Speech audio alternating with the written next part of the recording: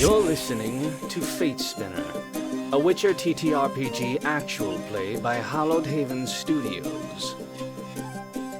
It was a terrible thing, not being able to find out what happened to Yelena. Even worse, Strana is now missing. With hardly any leads, we set out in town. Lucky for me, I managed to get a little bit of info from the apothecary's helper. It didn't end the way that I'd hoped, but I got out alive. Shortly after, I encountered Cedri, one of the town leaders. I asked for help with a farm run on the outskirts. Little did I know, we'd encounter a true horror.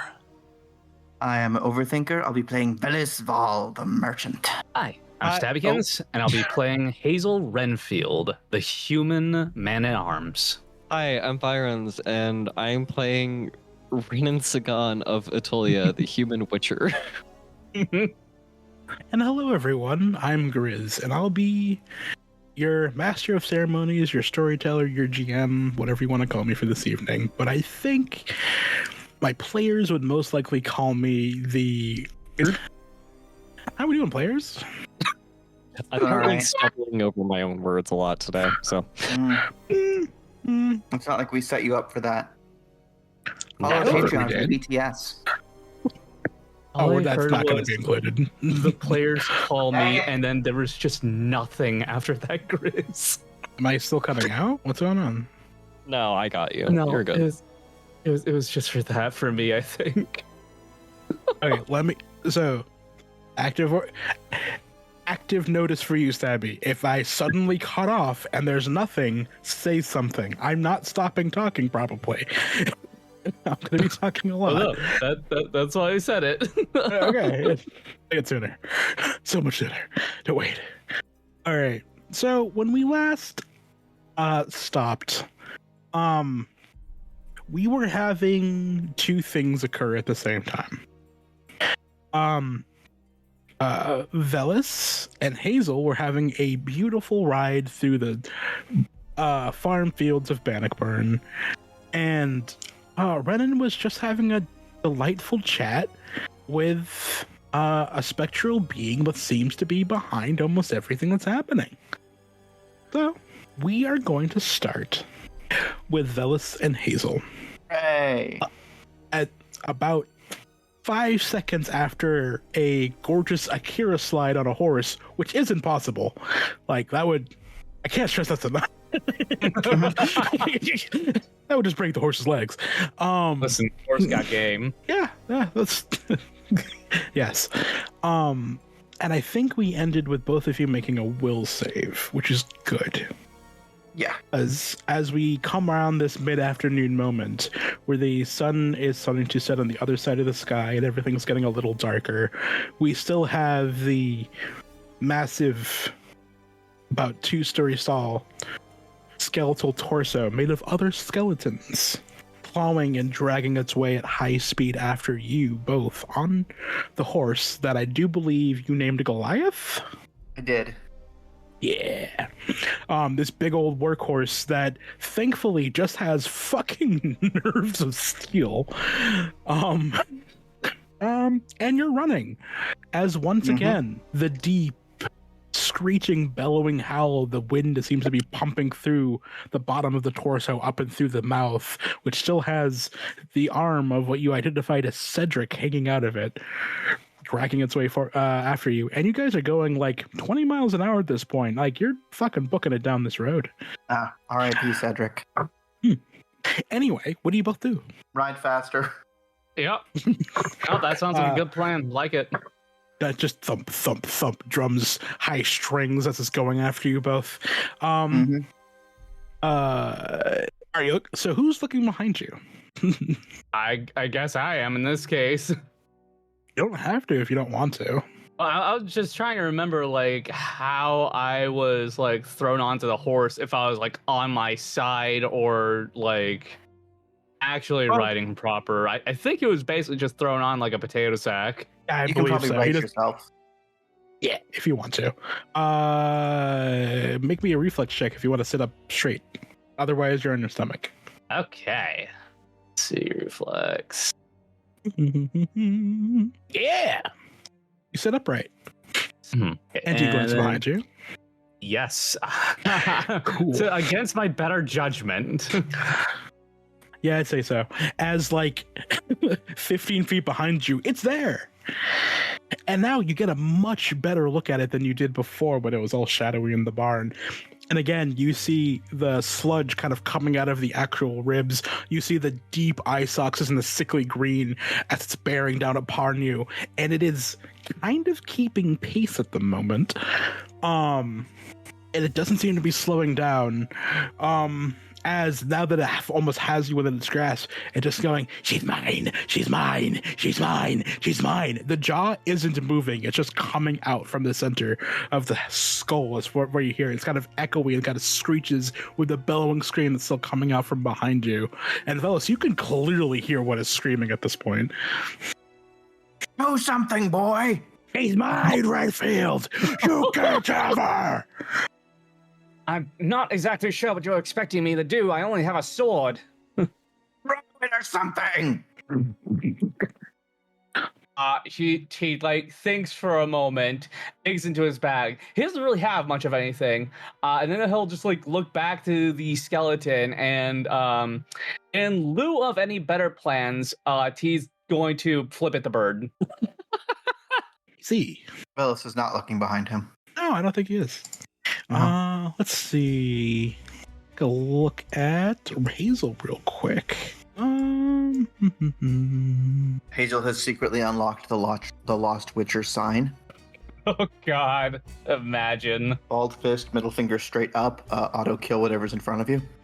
I'm gonna make a roll. As one of the large skeletal arms takes a deep push into the ground and throws itself forward as the other arm swings over the top of itself to try to hit the horse. Oh! Yeah. What did you think was gonna happen? Oh man, that's less fun. Vellis. Mm-hmm. Here, do something, boy. You have a sword. Well, I'll try to think of something is basically the conversation you had in like under a second. And as you're riding, you're going as fast as you can. And you just kind of see off to like your right side, just like a shadow appear on the ground, long. And you sort of like, wait, no. And just like maybe a foot on the right side of the horse, thump, one of the large skeletal arms just slams into the ground beside you, almost sending the horse like just directly off course, but you're able to like rein it in and keep the speed up as the skeleton tries to like slam itself into the actual horse that you're riding on. A cold wave of fear washes over him, and in a brief moment, he thinks about all the people who would toast his demise and how much he hates them and wants them to not get that moment. I also think in that moment, if you want to, do you look behind you? Yeah, probably. Cool. You see Hazel on the other side of also the same level of fear, getting done flipping at the bird. Vellis contemplates throwing Hazel off the horse and then spurs it to try and go faster. Or maybe not a good idea, but this thing's much bigger than us and has a head of steam. And a horse, this horse in particular, has demonstrated a pretty impressive capacity for turning. Horse can turn faster than a runaway carriage, so I'm gonna try and head sideways to it, maybe make it crash under its own speed as it tries to turn and keep up. I'm gonna juke it. I'm gonna juke the monster. Can I do that? Okay. Feels like it's gonna take another swing at us if I don't. And I don't want that to happen. I will say that you do have a big workhorse. They are not that nimble. Fair. You can give it a shot, but it may not work that well. Also, he still hasn't... The only thing, and I will bring this up because you haven't seen him try to do that, and Hazel, you also haven't tried. You still haven't swung your sword at it. Which may do something. Yeah. Yeah. Why do you have a sword? Hey, bud? It's for killing people. This is a two-story skeleton. 8 of other skeletons, yeah. Hazel, you hit that fucking thing or I'm throwing you off the goddamn horse. Fine. Get me in close. It's pretty clear. It's right there. Vellis looks you in the eye with the most hateful, "Are you fucking serious?" What do you expect me to do? Pop off my arms and throw at it? Is it within sword range right now at full speed? Well, let's see. How long is a claymore? Like 7 feet? Yeah, you can hit it. Oh, cool. Okay. I thought it was still like far enough back that I couldn't like swing its at it. hand, when it came over with its hand landed next to the horse. Yes, but otherwise I was kind of assuming that it was still out of reach. All right. That's cool though. That's good news. No. Yeah. Okay. Yeah. It's Cool. explicitly not good news, but I appreciate your heads that. Listen, I just assumed that like fighting the skeleton was not going to be an option. Well, you know what they say about assuming things, right? Yeah. Keeps you alive when you're fighting two storytell skeletons. It gets you thrown off horses. Yeah, that's true. Anyways, well, I guess I'll go ahead and take a swing at it and see where that gets me. Damn, all right. Yeah, was that a strong strike? Oh, Yes. excuse me. Or a fast strike. I'm so sorry, audience members. I didn't mean Let's to do do that. a strong. I'm going for strength. I will just do random because he is honestly just winging it. Nope. So, describe your sword swing at it. Describe how you're trying to swing this sword. Go ahead. So he draws it free from the scabbard, and he essentially, as the horse is bearing down on the road, he'll kind of like let the jostle and momentum let him like build up more of a swing, just kind of letting the momentum work with him rather than trying to fight it until it swings up far enough that he's able to leverage his body and drive the blade bearing down as the arm comes scraping just above them. Oh, okay. Are you swinging this horizontal, vertically, side to side? I'm confused. Vertical. Up and down. Yes. Cool. All right. So you're swinging it down using all of the momentum and the jostle, and go straight into. Are you going for the arm? Or no, you'd hit random. That's fine. So you see it just got to go into the right side of the skeleton and just start crunching. And Vellis, you hear this too, as you quickly see that all of these bones are brittle and barely holding it as it is, as this massive fucking claymore starts cleaving down and through the skeleton into a bit of its ribs as you pull the blade back, and the whole thing kind of like reels back for a second as the right side of the first part of the skull starts to cave in on itself. And you realize, and I won't make you roll for this, that this thing isn't meant to hold together well.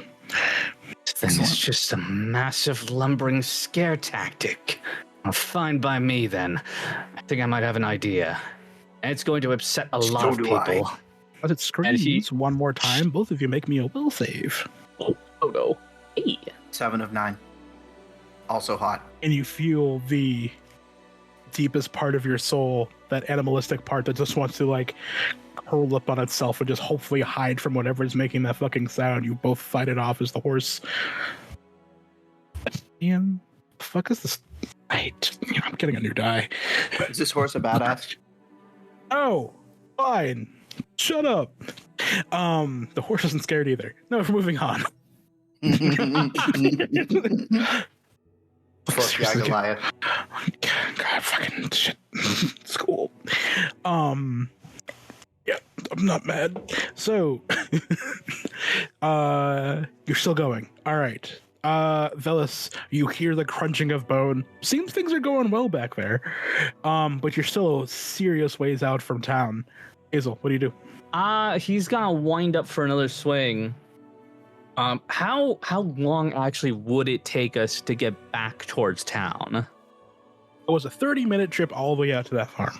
Roger that. You were fleeing from it for about 5 minutes. Fellas caught up to you because he rolled crazy. And are going back the other way. Are there any massive obstacles out here, like rocks? I was just thinking that. Rocks, a copse of trees, anything? a lake bed, an obstacle that we can put in its path. As of this moment, let's see We need here, a terrain boys. advantage. Well, I mean, I'm going to check something. Well, Also, also don't forget to redo your lucks, because I was going to ask you guys this. Oh, You yes. are in the middle of the outskirts of a large farming town, so most of this is just low-bearing hills, maybe a bundle of trees or two, and a couple of rock formations that have been kind of moved off to one side. But this is all farmland, and it's all flat as shit. If you guys would like to spend a luck point, maybe something appears. You know what? I'll do it. All right. Word. And roll awareness with a +3 to actually see what it is. Okay. That's with a plus. Otherwise, 3. you'd just be rolling with like awareness to see if you can see something. Ooh, I'm being nice because it's a good idea. 24. Jesus, fucking Christ! My So God! weird. All right. As you both look at each other, nod. Same idea. And Same hat. Hazel, you look out. Hazel, you look off into the. I don't know. You look off into the distance, and you do see a larger patch of like wooded trees and stuff like that, kind of like by a brook that's going through the farmland. That you might be able to lead it over there. It is a bit of a distance away, though. Vellis, over there, quick. Sharp turn. Or a reasonable turn. Yeah, let me just roll the horse here. Roll for horse. Would me Yes, rolling because at riding this- help the horse? No, this is the horse's stamina. Or actually, it's endurance at this point because it's been riding hard for a fucking minute. And it's also not running scared, so it doesn't have the adrenaline going. It's pretty much going as hard as it can for y'all at this point. And also at this point, you do realize the horse is slowing down. Oh. Cool. Yes. No, horse Cool, go cool, down, cool. horse go uppy. Cool. So, no. Oh, I mean, Hazel, you're focused on the skeleton. Vellis, you're going as hard as you can, steering, taking this. It is sharper, but it's not like it's more like and we're going with like a large RV because this is a beefy ass horse. Most workhorses, several hundred pounds, depending. So it's going as hard as it goddamn can, and you do see this is not what it's made for. It's slowing down, and it's getting slowly get slower over time. And you notice this, and you see the distance. You might make it, but you're gonna have some work to do. Gotcha. Do you really? Yeah. That's a Hazel, or? I think Hazel's focused on. Hopefully, Hazel's focused on trying to hit that thing again. Oh, absolutely. All right, throw He'll do another his job, swing I'll with do your mine. swung. Yeah. Swing your swung. Alright, swinging my thing. I'm gonna make those strong strike, and this time I will aim for the arm.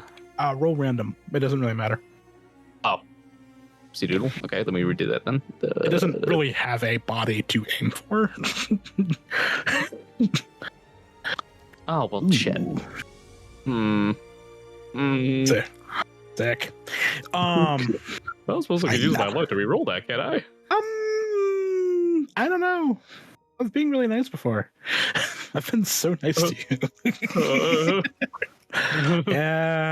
Yeah, go ahead. Yay, okay. Yep. I'm down already to 3 luck. It's getting spicy, fellas. I mean, if you want to save that luck. 18. All right, you do hit it. Yes. That's this time you like cleave up and through the ribs, and you see like, thankfully, because you did, most of the thing that's actually dragging alongside and actually holding the arms together just to crack apart, and it stumbles back a bit, and you can see it's slowing down as well. Not as much though. That horse. One thing's undead. All right. I'm going to. Oh, all right. All right, fam. We are going to roll some. Let's call them d20s. Right. It's gonna be the horse. It's gonna be the skeleton. The horse wants to roll above a 10. Skeleton wants to roll below a 10. Right. For every success, one gets farther. Like we're doing a race. We're doing like a set of a best 3 out of 5 essentially to see who's catching up or who's getting farther away. Right. Yes. So I am going to roll the horse. It's gonna be 5 times. Can I use riding to encourage it and give it a bonus in any way? No. Okay. I will say you can give it give it a persuasion. It's not really good animal handling here. Like they didn't care about animals. 23. 23. Sick. So the horse wants to roll a 9 or higher. We'll say that. Or we'll go 23. We'll go 8 or higher. Sick. Okay. All right. First one. Ooh. It's not great. Mm-mm. That's 1, 2. Okay. All right.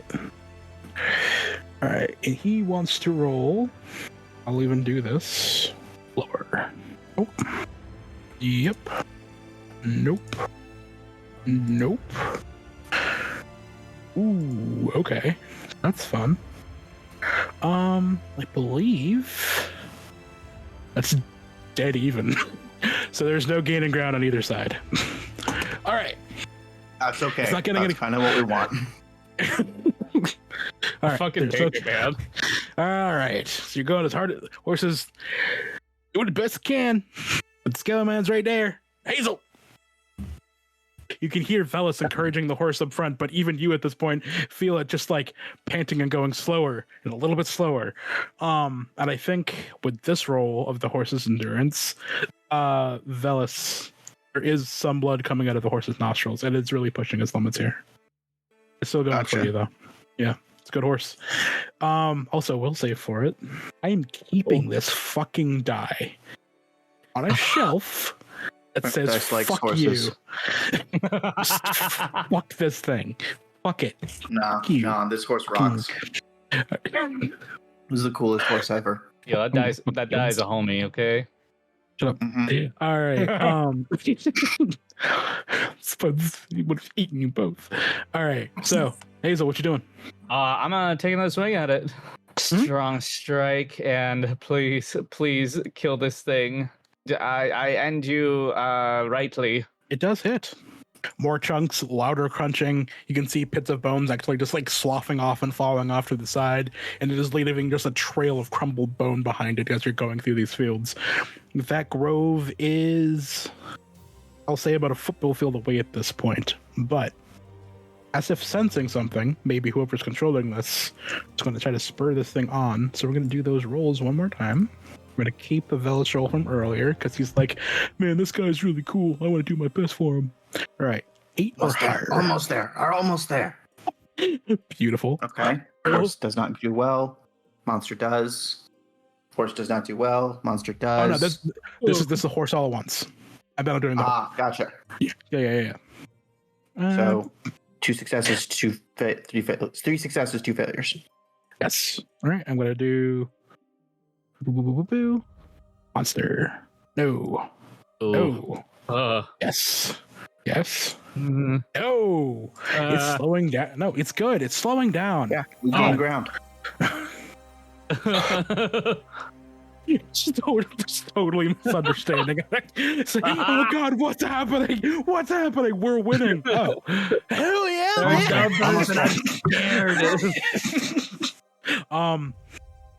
Yeah, it seems to be responding to you as you do blast your way through this grove. And I am going to roll for something for someone very, very not around. But because he has blows to the eye sockets that he can't see as well as before, Cool. it's almost like he was only aiming for the horse. Crazy. Well, that's about to become a different thing because I think we stop here, right? Well, you guys go through the grove, that thing, and Vellis, you're like, as you go blasting through the leaves and the foliage, going through this little grove in the woods, you look behind you. Hazel, you clearly see this thing about to like bear down on you, and one last like howl as it goes down, and all you hear is like, wait, what?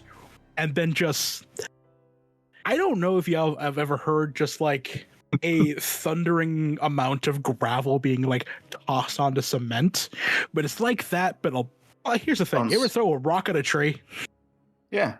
It's like a lot of rocks at several trees as all of these skeletal pieces go slamming into this forest and just collapse and just kind of go down about it as you're both just splattered with whatever sludge is on the inside as it goes flying out into the actual woodlands itself.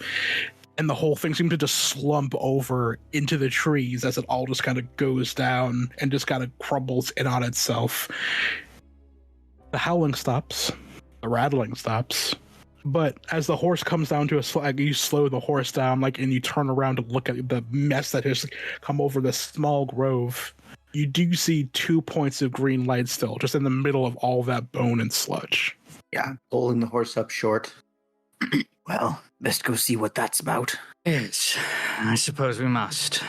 I'm going to dismount and let him go first, but follow him over to the green. Calm the horse and then follow him over. I'm very much still keeping my fucking sword out. Cleaver drawn. So you approach? Yep. All right.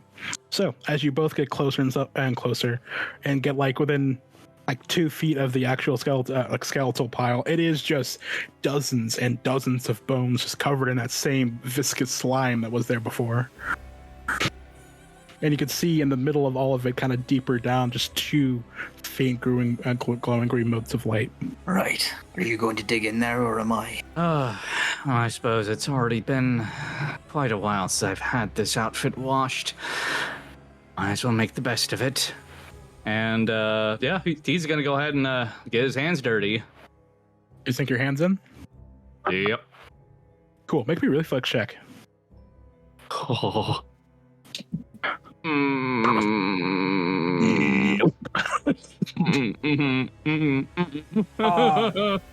As you put your hands in to start digging down, you feel something just grip and slide, and bits and bone and sludge are crawling their way up your arms. And Vellis, you watch as you see Hazel suddenly just being wrapped around by sludge and bone as this mound starts to rise up and start to consume him and start crawling its way up his arms and trying to get to his neck as it's trying to pull it into the actual sludge pile itself.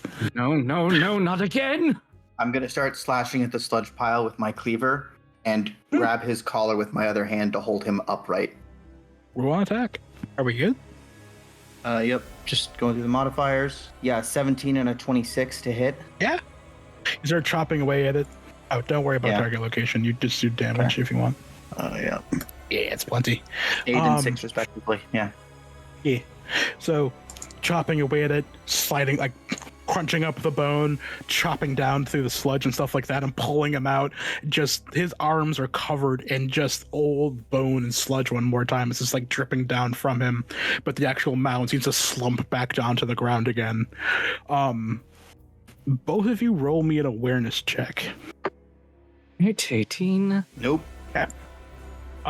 Hazel, as he pulls you away from it and the mud, the slime is dripping off from you, you look down at the ground. You can actually see the sludge start to try to slowly reach its way towards you, and small hands made of bone are crawling along it as it's going.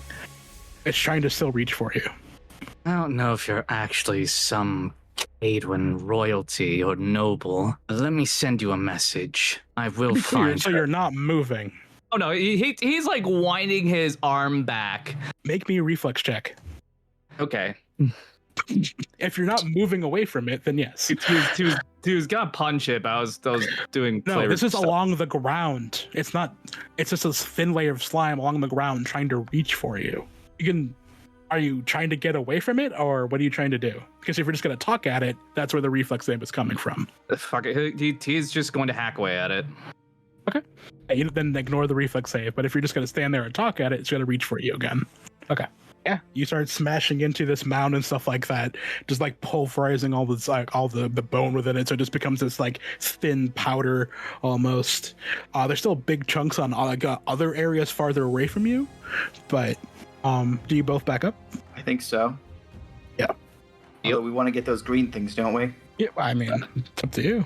Are the green things moving with the aggressive sludge? Green things seem to be centralized in the mound itself. Right. It's not that high. This is just a large. It's now become a mini swamp-like area full of bone, and you can see it kind of towards the center of it are these 2 glowing items in the middle of all that. But it seems that if you get too close, it is trying to reach for Hazel at least. It doesn't seem to be going for you, Vellis. All right. Vellis, Yeah. you go for the moats in the center. I'll keep this thing distracted. Right. And Vellis will wade into the muck monster and attempt to hack through it to the lights. Okay. Hazel, how are you distracting it? He is going to like. He's going to move slower to try and coax it into focusing on him. Gotcha. All right, you can see it is starting to like shift itself and its attention more towards you at this moment. Rennen, not Rennen, Vellis, make some attacks. 16 and 15 to hit, Mhm.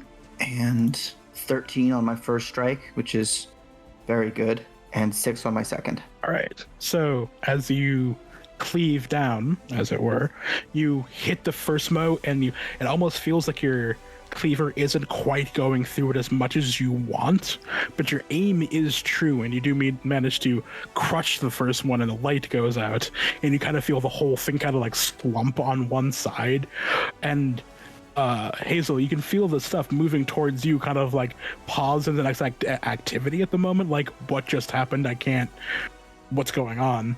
And as you take your second strike, you do hit it, but it only seems to crack it. It doesn't seem to break it yet. If I have a clear line to it, can I try to grab the moat and pull it out, thinking it's some kind of glowing rock or something? You would take the risk of it reacting to you doing that. You can if you wish. Yeah. It's still going for Hazel at the moment. Okay.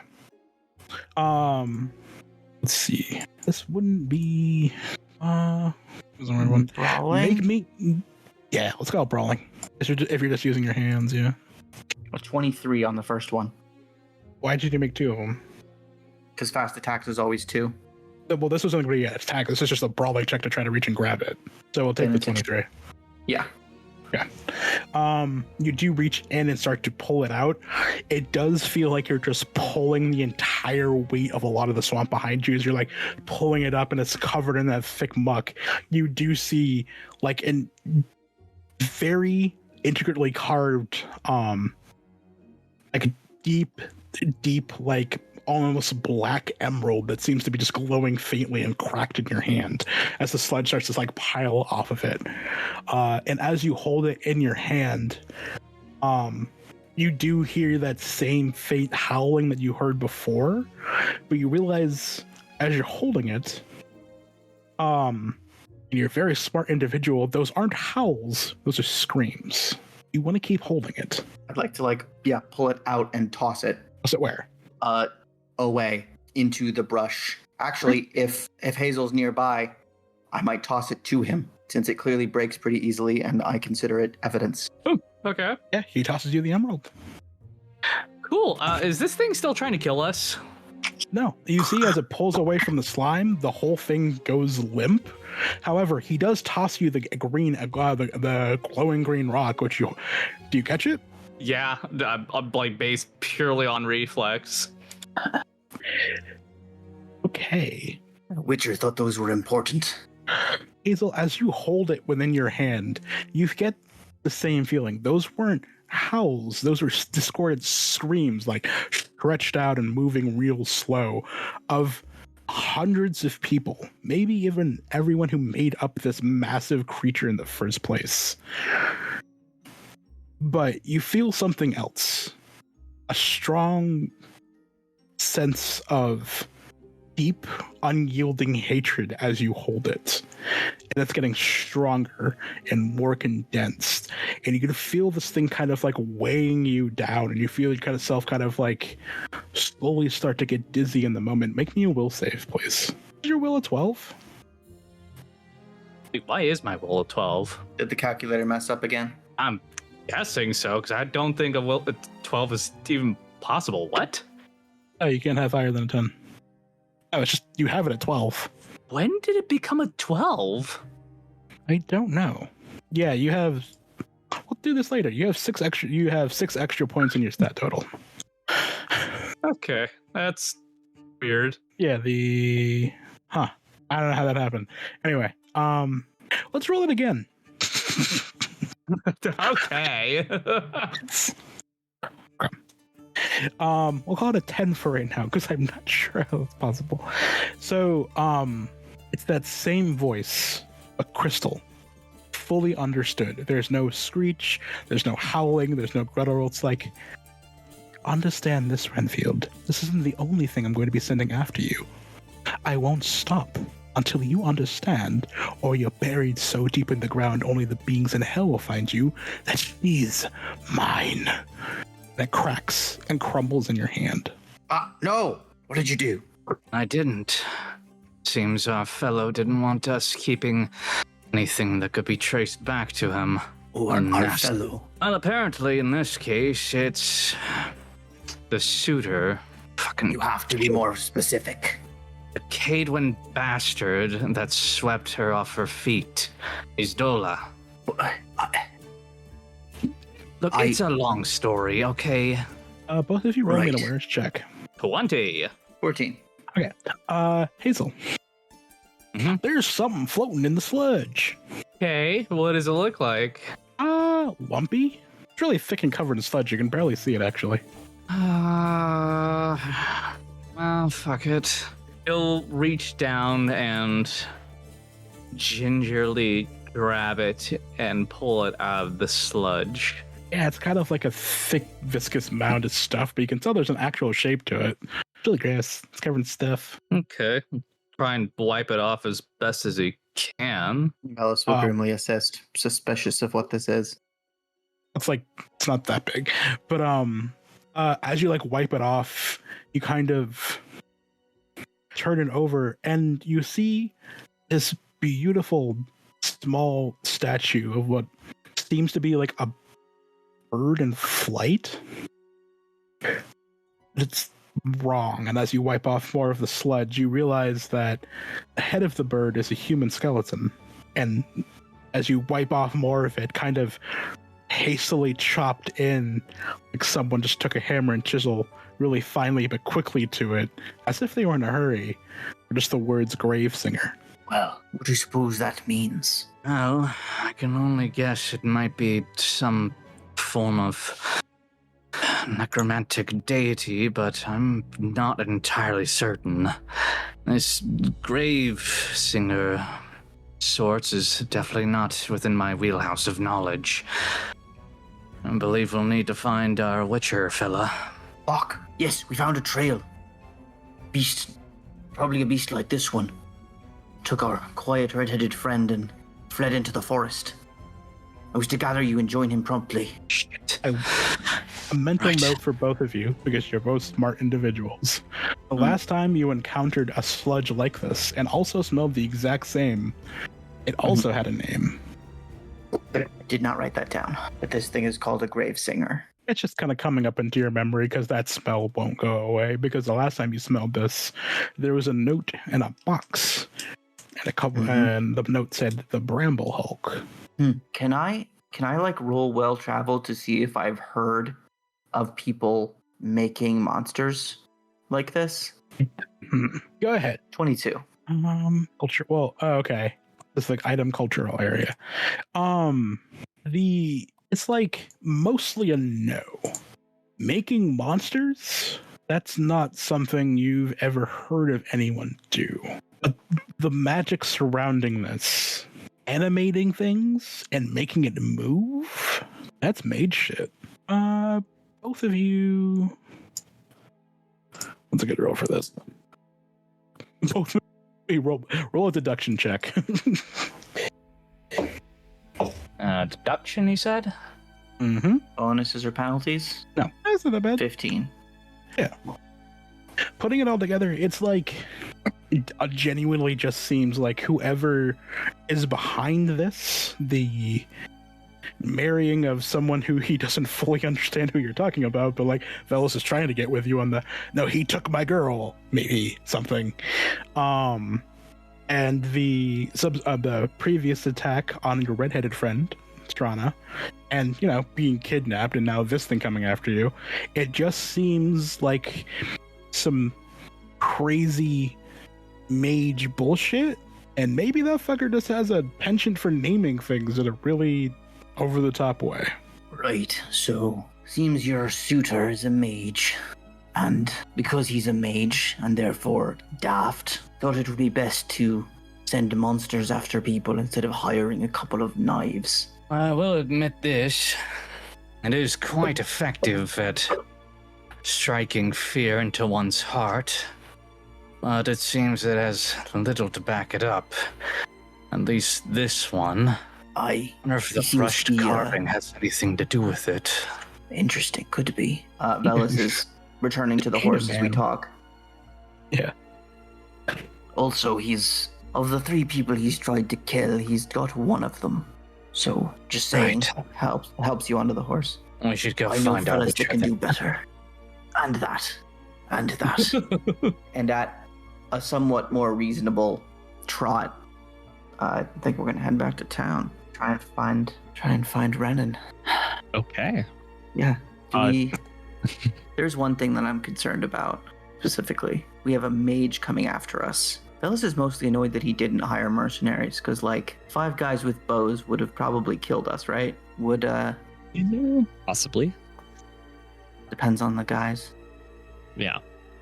Yeah. Do you have anything against range? Me? You talking about me or Yeah. yourself? Yeah. Either one of you. No, but I could. Because signs. Or Well, signs. I mean, I can armor myself, but there is the parrying skill tree path, which I am not currently on. gotcha. And what a mistake that might be. All right. So, okay. You're off to find the Witcher, the wonderful Witcher of whatever. Okay. So, start off my phone like a good boy.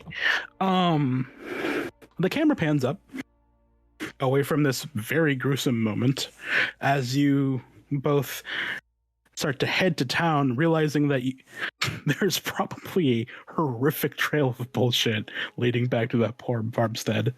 Hey, Rennen.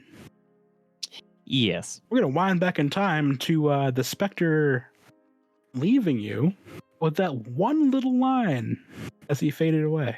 Can you remind me what that is? Something she's going to wind up dead. Yeah. Yeah. Rennen keeps circling. I believe I named him Oak. Because he said he was this kind of chestnut brown color, so I think he named it Oak or just brown. Just named after the color, like he named his own cat. And yeah, he's just looping around and around. I just kind of try to struggle, go do I go back to town, try to find my friends, and try to keep on the path that's been treating me well so far, or do I go play hero and go save the girl? And he eventually stops for a minute and where he's facing the direction where he needs to go save the girl, and he just goes, fuck this so much, and he's gonna ride towards the girl. Oh, yeah. So you head off. Yes, indeed. The road gets choppier and more rocky. The surrounding fields get more filled with brush, and there's more trees, and eventually over the course of the next 10 or so minutes, it slowly starts to fade from domesticated farmland until you start going through this large area of just untamed brush, and there's the hills get bigger, the road gets choppier, the sun is getting lower, and you quickly realize that these are the untamed wilds on the very far outskirts of Bannockburn. You haven't seen a farmhouse in a bit. There's no indication of any habitation, and the road itself seems to be turning into just this rocky, barely worn, maybe hunting trail as you're going. And what was off in the far off distance, you quickly start to head into the forest once more. And as you're traveling and following these footsteps, the only thing that's distracting you from this the serene green that surrounds you and everything like that, and maybe you see a deer or a fox off to the side watching you curiously. A couple of birds get disturbed up from the trees as you're riding hard past them, is the continuous vibration of your medallion. It doesn't let up. Getting stronger the closer I'm getting. No, it's just constant. I think I'm still on horseback, so I'm not going to say. I was about to say for the sake of stealth, he's going to put that in his in between him and his armor, basically just tucking it inside. But he's not going to do that right now until he knows he's close enough to see the monster, or like get close enough to where he feels like all of the tracks are a lot fresher. Yeah, absolutely. So yeah, he's gonna continue on until the tracks are fresh, and then he's gonna hop off and tuck the amulet in his and next to his chest, and he's gonna pull out his silver sword and a dagger. The ride continues. The fields have actually faded away into just mostly forest at this point, with patches of large greens in the middle of them, just full of like wildflowers, random brush, weeds, ferns. It's patchy areas. It's not the thickest forest. It's actually, this whole part of the forest feels very, very, very old. Make me an awareness check. So I've been famously good at those in the past. Any modifiers? No. Okay. 15. It's old forest, gnarled roots, old moss and growths, large looming stones that you have to ride your way past going along this trail.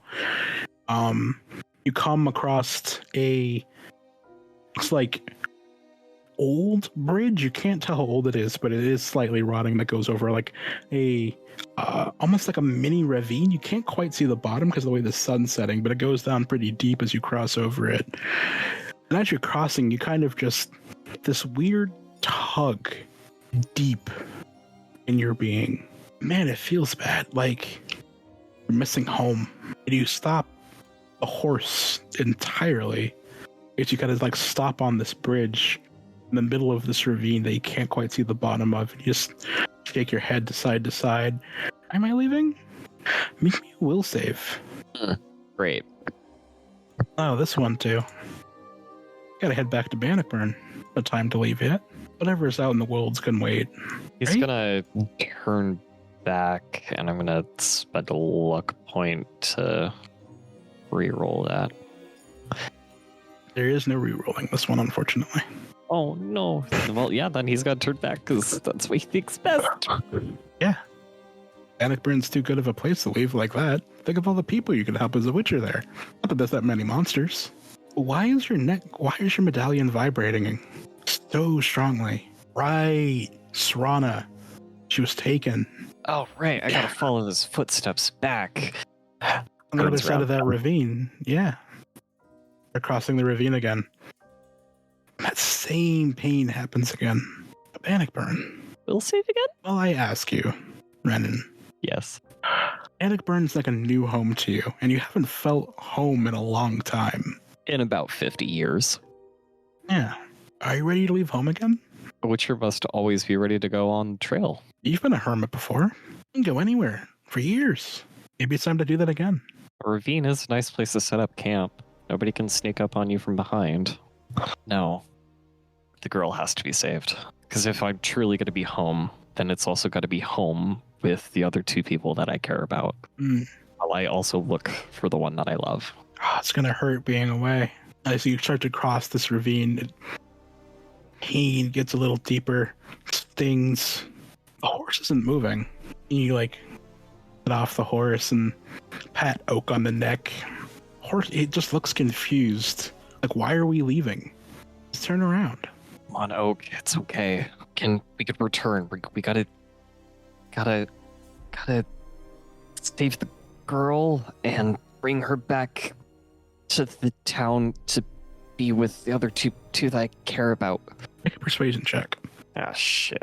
It's a 5. Oak shakes his very, very large head and kind of turns around kind of jerkily and just starts heading back up the path from where you came. He should be fine on his own, but... Yeah. He can't make it with you. To Bannockburn. Oh. It's strange that you're leaving it, honestly, as you turn to try to cross the ravine again. And it really does actually hurt. Yeah, he's gonna soldier on because he knows that the other two care about her, which means he also has to care about her slightly. Because those two, for now, are part of his home. You get to the other side. Medallion stops. On this side of the ravine, what was a clear trail with spectral feet, essentially, you just see these kind of stale but still very visible indented footprints every once in a while on the road that you can just barely make out. I'm gonna cast Yurden. Maybe it'll help refresh my vision. Fuck, no, it doesn't. Well, you get the feeling as you cast it, there's just something about the area that Bannockburn is and what's going on with it that just seems to make the cross between worlds just like this malleable thing. Like, just why did my brain just go the mitochondria? She is the powerhouse of the cell. Damn it! But yeah, indeed. I don't know. I was thinking permeable. My brain went just like a cell. But it's just like this thin veil between worlds is even thinner in Bannockburn, and that's why you could see it so easily. On the other side, with your just normal eyes, even with Yurden, those are just boot prints on the ground. Yeah, I gotta save the girl right now. Gotta play the goddamn hero. Do you follow the road? Mm-hmm. Just gonna follow the footsteps. The road continues. Oh, the trail continues. It's getting harder to actually follow it. It does seem like an old game trail that just seems to get even more wild and overgrown until you're actually using your steel sword to chop through some of it. He's over you and starting to arch over you and just start to really thicken up in the canopy so the setting sun is actually blocked out. And as you continue, the loam in the forest gets thicker. Give me a awareness check, actually. Okay. That'll do it. Yeah. Yep. You don't know when it happened. Probably because the pain in your chest is so strong. It's distracting. Look around you. Everything is like this deep, sepia or gray. Canopy above you is kind of blocking out any sunlight, but there's no greenery around you anymore. Even the trunks of the trees are kind of like a deep, sickly gray color. The loam underneath you is sticking to your boots. And as you kind of kick some of it aside, you just get this waft of rot coming down from underneath everything. Some really, really old dead leaves and a little bit of sludge. This is a very old forest. But as far as you can tell, with that awareness check, the tracks, while heading this way, seem to have kind of faded into the loam. And once again, for the second time in about 3 days, you don't hear anything. How's my amulet feel? My medallion? It's still. And the tracks go into the loam? They did, yeah. They just kept going out deeper and deeper into these old woods. I'm going to continue down it for now. Mm-hmm. About an hour passes.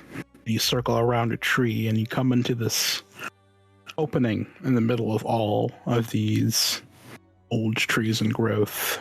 And you see a large stone structure.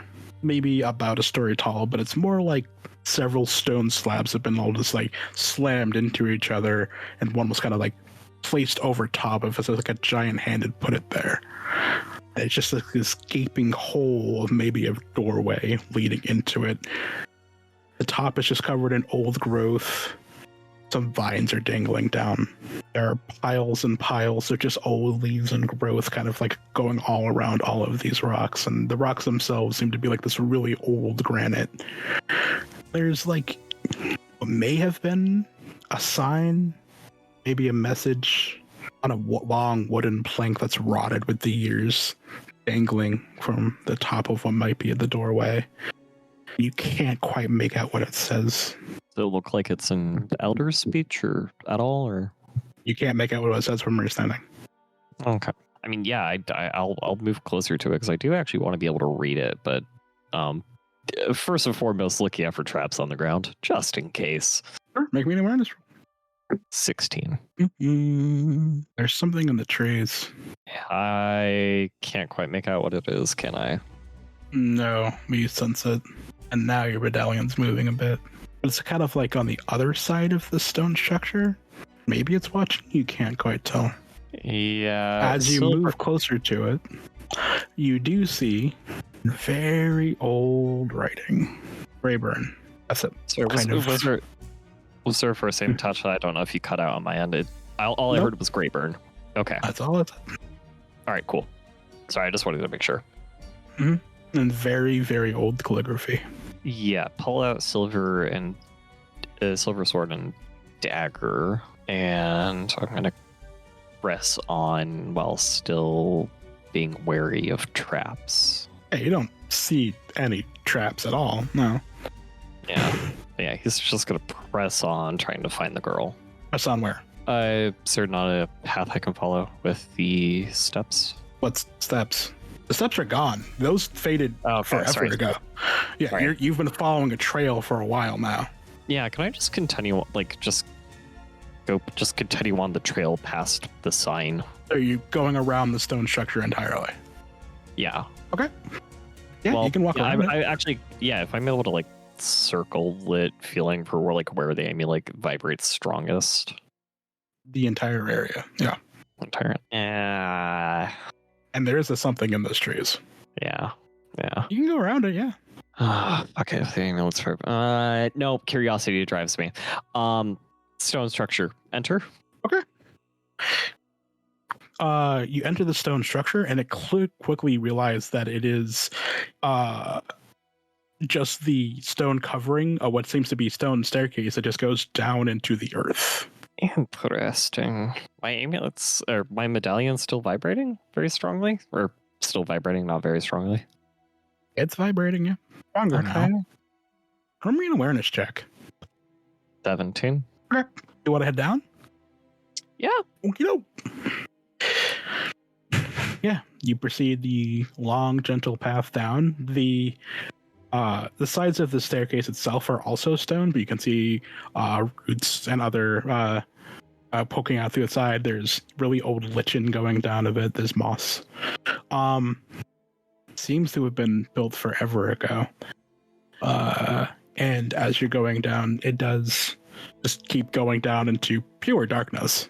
Wish I brought a torch. It's starting to get uneasy, but yeah, he's gonna keep going on because this seems to be an interesting way to go at this rate.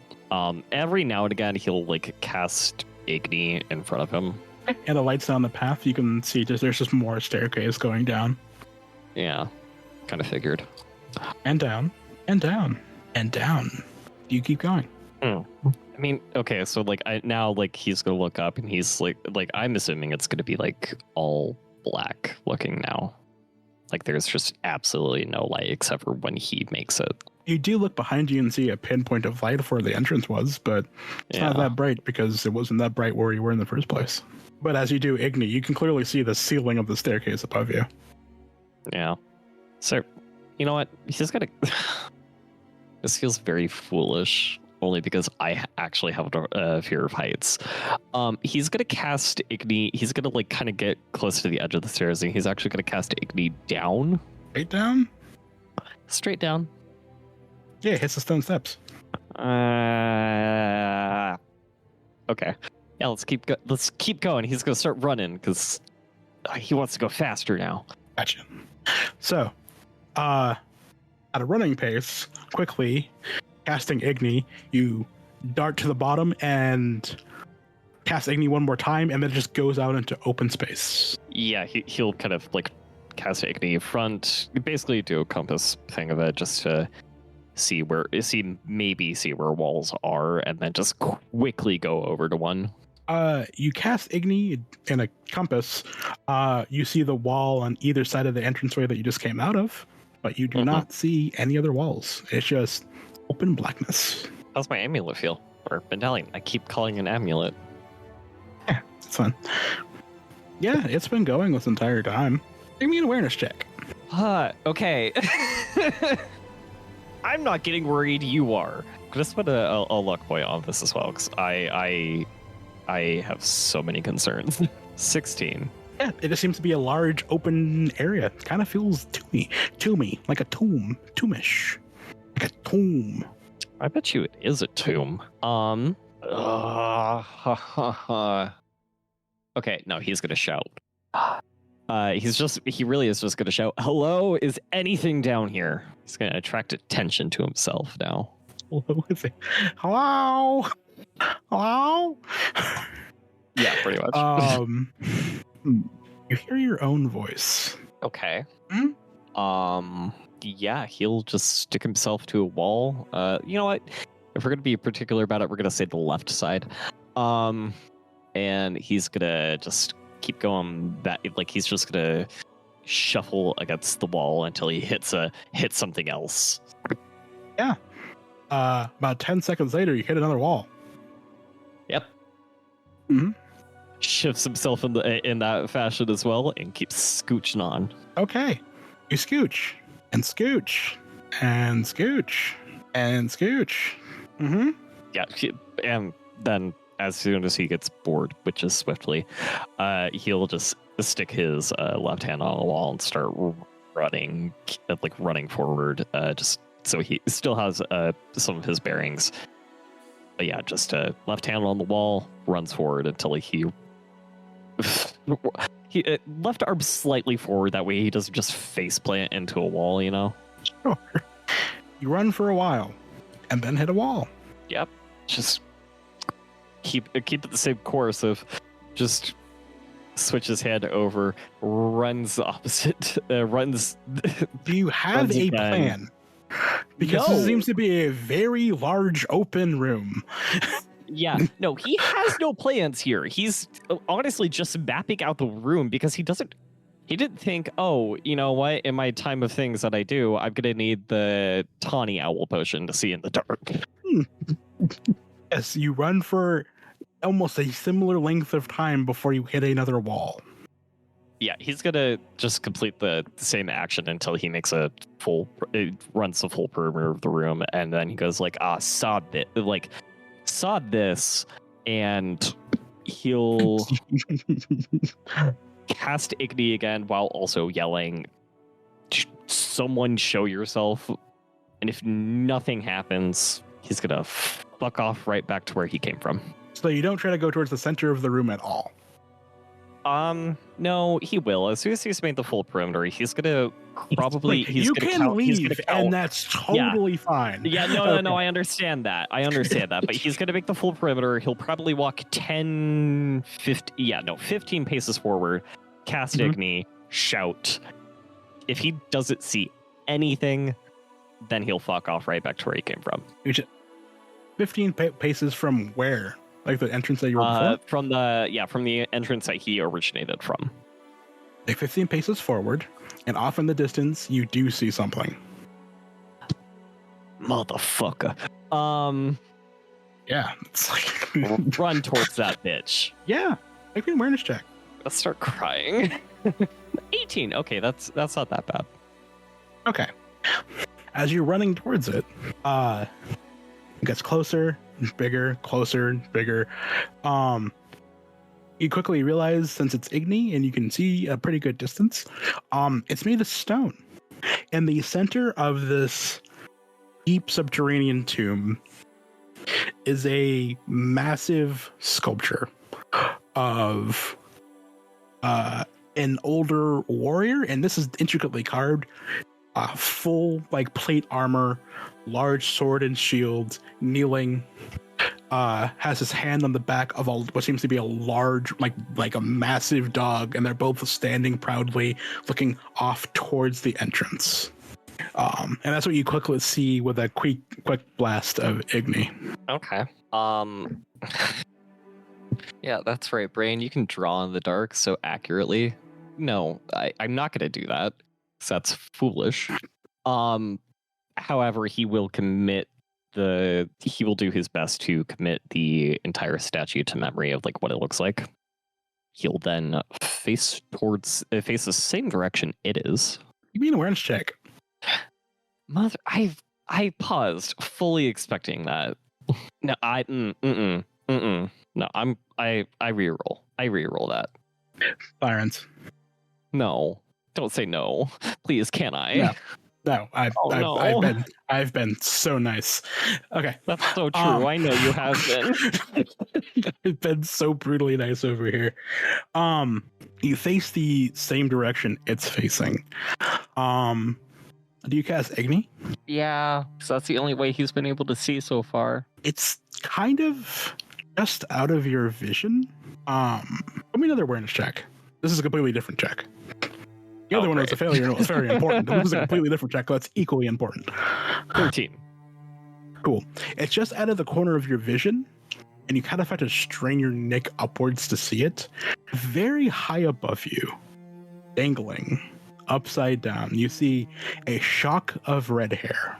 And as the light fades from your Igni, zap, as you see coming at you a thickly dark gray hand covered in claws comes slicing towards you in the dark. Here we go. Doop-a-doop-a-doo. Yeah. I dodge. Ooh, because you... Not in this I moment. rolled like shit. Yeah. Making sure I have its rules right. Ick.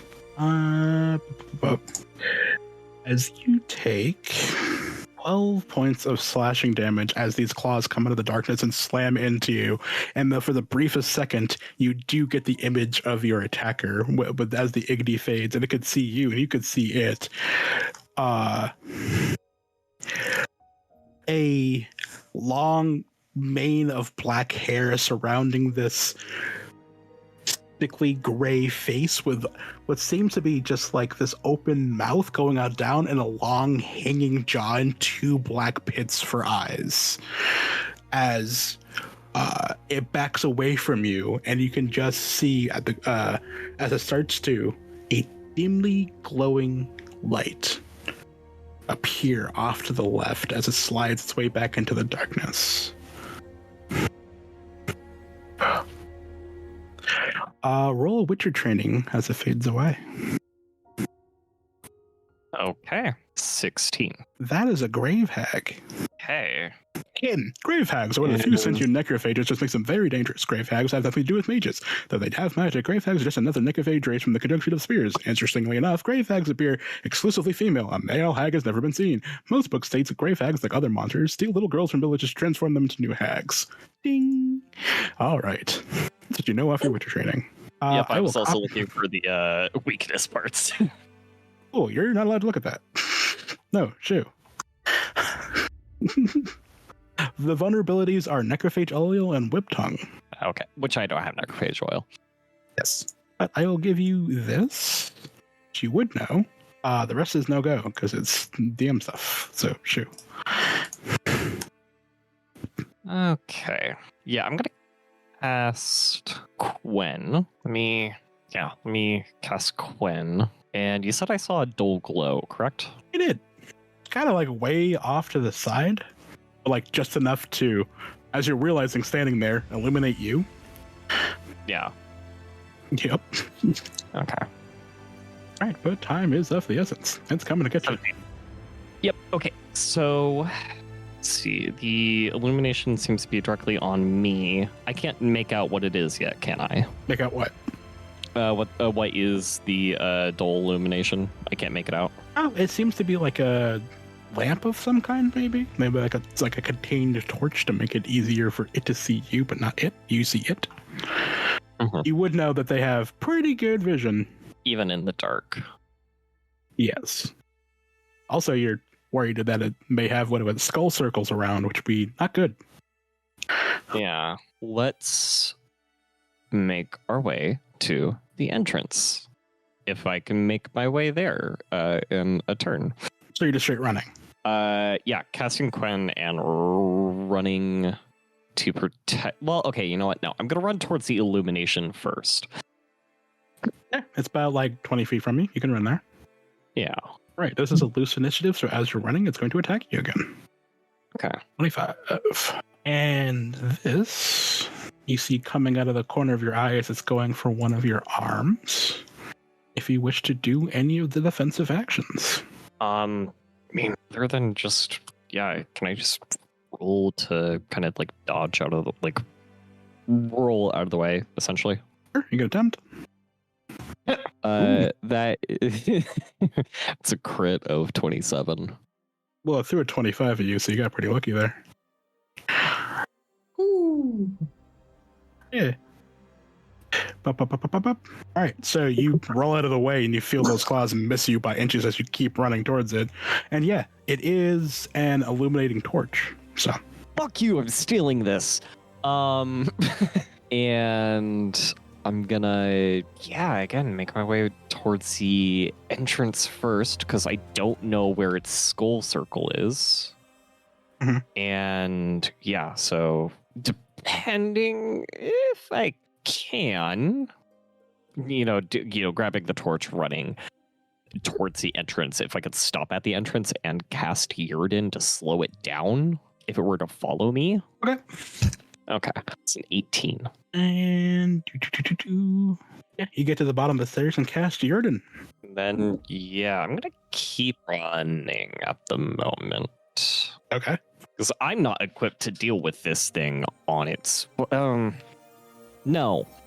I'm not going to keep running. I am going to duck behind, the entrance. I don't, the landing of the stairs at the bottom. Is there a place I could, duck behind? No, it is at the bottom of the staircase and goes into an open room. Just goes into the open room. Okay. I think I'm just gonna run until I up the stairs until I feel like it could barely see me. Okay. And then I'm gonna wait to ambush it if it follows up. I'll wait at most a minute before probably heading back in. Nothing seems to approach you. Oh, you fucking son of a bitch. Yep. Run back in, holding up the torch, and he's gonna try to look up for the red-headed lock, the ginger lock of hair. You can't see it from where you are. Am I moving close enough to do so? The red-headed lock of hair that you saw was directly above the statue in the center of the room. Okay. Okay. I am... Let's see, I have Quen still active. Yeah, I'm gonna run back towards the statue. Okay. Make me an awareness check. God damn it. I keep doing this to myself. I know that. 15. No. And this one you will not see. Okay. Yeah. Yeah, he's going to await an ambush at the moment then. What are you doing? Because you already said you were running, and this is where the attack is coming from. Yeah, well, yeah, if he can't see the... if he's running to the statue looking for the red lock of hair, and if he can't find it, then he's going to stop and await an ambush from... No, this attack is happening while you're running. Oh, okay. Oh. Okay, I didn't hear you say she was going to attack me. That's totally on me. But yeah, I'll... No, it's because it's sneak attacking you. Oh, it's sneak attacking me. Okay. Yeah, there's a process here. It waited for you to walk out and make... Okay. It's I got you. I follow now. I follow. I swear. Okay, cool. I'm trying to keep us on the open up. It's coming at you from the shadow. All right, so that is 3 isn't. Yeah. This is gonna be. And how much is Gwen helping with this? Making sure. How much stamina did you spend? For Quen? Yes. I can only spend to a max of 2. All right. So how much did you spend? How much? Yeah, I can only spend 2 creates a shield stamina. that blocks one attack that you fail to dodge or block for every point of stamina spent. So I spent 2 points of stamina. Okay, so this one hits your Quen and does not go through. You hear it strike at your Quen shields, but it doesn't land. All right, you keep running. Yep, keep running towards the statue again. Yeah, it's gonna go at you again though, because it can and it will. All right, Do I have the time to dodge? Not really, because these are gonna be fast. Yeah. I was making sure I had Quen right. Oh, being faithful. You do feel the Quen take 2 hard strikes at your back as you're running, but you do make it to the base of the statue. And as you whip around, you do not see it anywhere. And as you look up, you do see that floating bit of red hair in the far off distance above you. Okay. Yeah, I think from here he's gonna take his defensive standpoint. If he could see the companion, then he is going to take his defensive standpoint.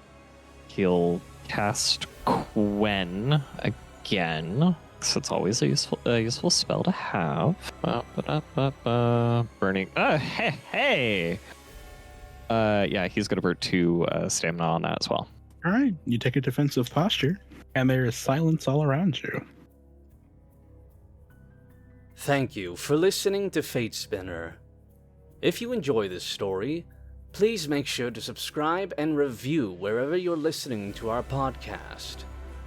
You can find more of our actual plays on our website at www.hallowedhavenstudios.com. Please consider supporting us on Patreon at patreon.com/hallowedhavenstudios.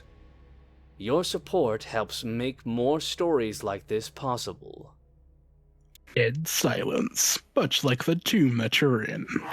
You can't hear anything. Maybe an odd drip of water in the far-off distance. But as you stand there, a little bit shielded up, holding this lantern, you don't see that hag anywhere. Give me the girl. I know your kind of can be negotiated with. Give me the girl. What do you want? Quiet drips of more water. Yeah, it's dead silence. Man, this feels almost foolish. Can I climb the statue? I know, right? It is possible to climb this statue, yes. There are alarm bells going off in your head about the reasonable levels of which, like, you can, yeah. Well, okay, you know what? Before I do that, here's the question I could ask first. Is there a way I'm able to see what's holding up the girl? Not with what you're holding. And you can just barely see the hair and maybe the top of her head. Like, if you threw the... No, it's more like this weird, like, dimly lit lantern that's kind of, like, surrounded, like, in this... It's like a old, creaky, rusty metal cage. Like a little magical light going. Yeah, this is probably it's an equally bad idea, I think. Because, yes, I am going to throw it now, and I'm praying, hoping that it doesn't break. Where are you throwing it? He's going to throw it to the right of her head. Okay. Do you want me to, like, roll in athletics? No. Yeah, you throw it up and towards her head. And the light goes up and it starts illuminating up the statue. And as it goes up, you see it, like, reach the girl itself. Roll me an awareness check. 2 of them, please. 2 awareness checks. Okay. 19. It's almost like they balance each other out, right? So with the 19, you can clearly see her as the light goes up and at the top of its arc.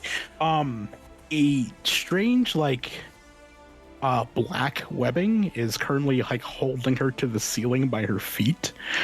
And it's kind of like going up her legs and kind of holding her arms to her side as she's kind of dangling. You do see what might be blood in some spots. Her eyes are closed, so she's clearly unconscious as she's dangling there as the light starts coming back down to earth.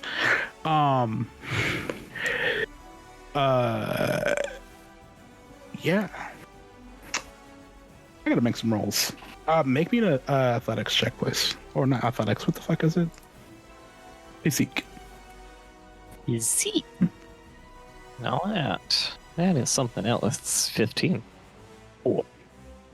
As you're watching it about to start dropping back down, you do hear a quick movement, just probably just hair whipping in the darkness as you feel 2 thuds go straight into your Quen that probably would have gone into you. As you can see claws coming out of the dim light that you can just barely make out as you have the hag's face up and underneath you as it's trying to put both hands into the underside of where your ribs would be and launch you upwards, and you feel yourself slam into the statue. You do not take any damage from those strikes, but you will take 2 from thudding into that statue. As the light coming down, it starts falling back down to the ground. This is where I have to ask about about the armor that I have. Mine goes up to 8. Yeah, the Quen's protecting you. No, I know, but the 2 from the thud. Yes, this is your body hitting a stone statue. Your armor isn't going to help you here. If anything, it's hurting you. No. Yeah, no. That was just me asking. Like, maybe, I don't know. Yeah. Armor is different than what I don't really deal with, which is World of Darkness armor. That's completely fair. And then if it was a sword strike hitting you, absolutely. But this is you hitting something. This is you hitting a wall. Yeah. As you Okay, thud back now down to you're- your feet, sword in hand, and the light tumbles to the ground about 6 or 7 feet from you. And you can just barely make her out in the light as she's kind of trying to slide back into the shadows. Yeah, totally didn't see what was holding up the girl, though, did I? Yeah, I just described it. A black webbing is holding her by the feet. Okay. Sorry.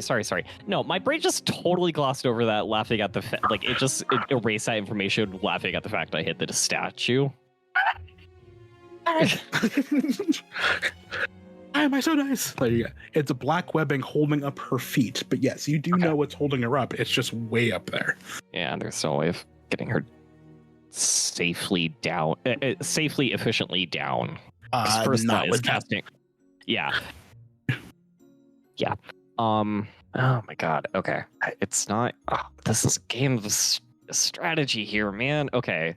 Again, it's just gonna be keeping this defensive stature up with Gwen and 2 points each every time. Not my best roll there. Come on, man. At least it's on a fumble. All right. So it's fading back into the darkness. What's your plan? Wishing I had a way to call for friends. I didn't want this thing to talk to me. I saw where it ran off to, right? Not like the direction, not the exact spot, obviously, but the direction. Yeah, you saw the direction it backed away into. I'm gonna throw a dagger at it. Okay, make it a throw. I gotta ask what it's under. Is that athletics? Do you not have a dagger attack? But it just has a quick weapon. Is that okay? I just assumed that went off a separate thing. Let's do a fast strike because I feel like that's just what's appropriate right now. Mm-hmm. Can I take the crit? No. So mean. We're also just throwing it into the darkness without being able to see the thing itself, so there's minuses there. But so sorry. But it's a 31. Come on. I know it's a waste. It truly is. Can I take the crit? Jesus. You just asked me what the thing, what's holding up with a girl because you forgot. I know. Yeah, you throw a dagger out into the darkness and you hear it clatter in the distance. He's gonna die if I leave, though. Nah, Rennen. This is the continent. It's gonna be worse. Yeah. Okay. Option number 2, which isn't exactly the best, but it's the next one I have. With his remaining dagger at the moment, he's gonna throw it up at where the webbing is, in between her feet, if that's possible. If not, then You just stabbing can't one of see the it. feet. A light he not be fell able to- down. No, I understand that. Would he not be able to remember is my question. It'd run the risk of just hitting her. Yeah, he's willing to take that risk at the moment. Okay. Sure. Let's see. Make a small blades check as you throw it. I don't like how that I try to click on it and it just gives me options to choose from. I'm just gonna do it as a special move. Mhm. All right, that's 15. Yeah, you toss it up there. It does not come back down. Of course, it's stuck. Oh my god, can we please? Sorry, no. Let me rephrase. Can we please just talk? And he is going to wait for another freaking ambush, as he's gonna do his best to look like he has no idea where this grave hag is, which, I mean, he doesn't. But yeah, he's going to start spinning around. There is no movement. There is no sound. It does have a particular attack pattern, though. Man, it does seem to attack me whenever I'm near the statue and the girl. Roll me Witcher training real quick.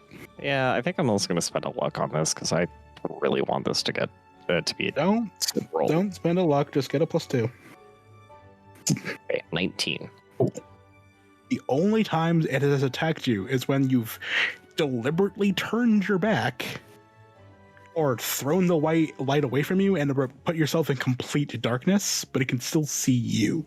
Yeah, he's going to move to complete darkness. Okay, do you have a plan? What would you like to do? As soon as he could feel or know that it's coming near him, he would like to strike with his silver sword. Is there a way you want to go about making sure you know? As of this far, you have not sensed it coming. trying to think if there's a way that I can, because Yurden doesn't tell me if it's been activated. Just I'm trying to think of everything I have at my disposal, and he's not able to. Can he hear it, or is it just dead silent as well? Roll an awareness check. 18. Finally, a decent awareness roll. Oh, you've had some decent ones. This thing's just kind of brutal for you specifically for some reason. Yeah, it's not. As far as not being heard, it's not a slouch. There is movement off to your right.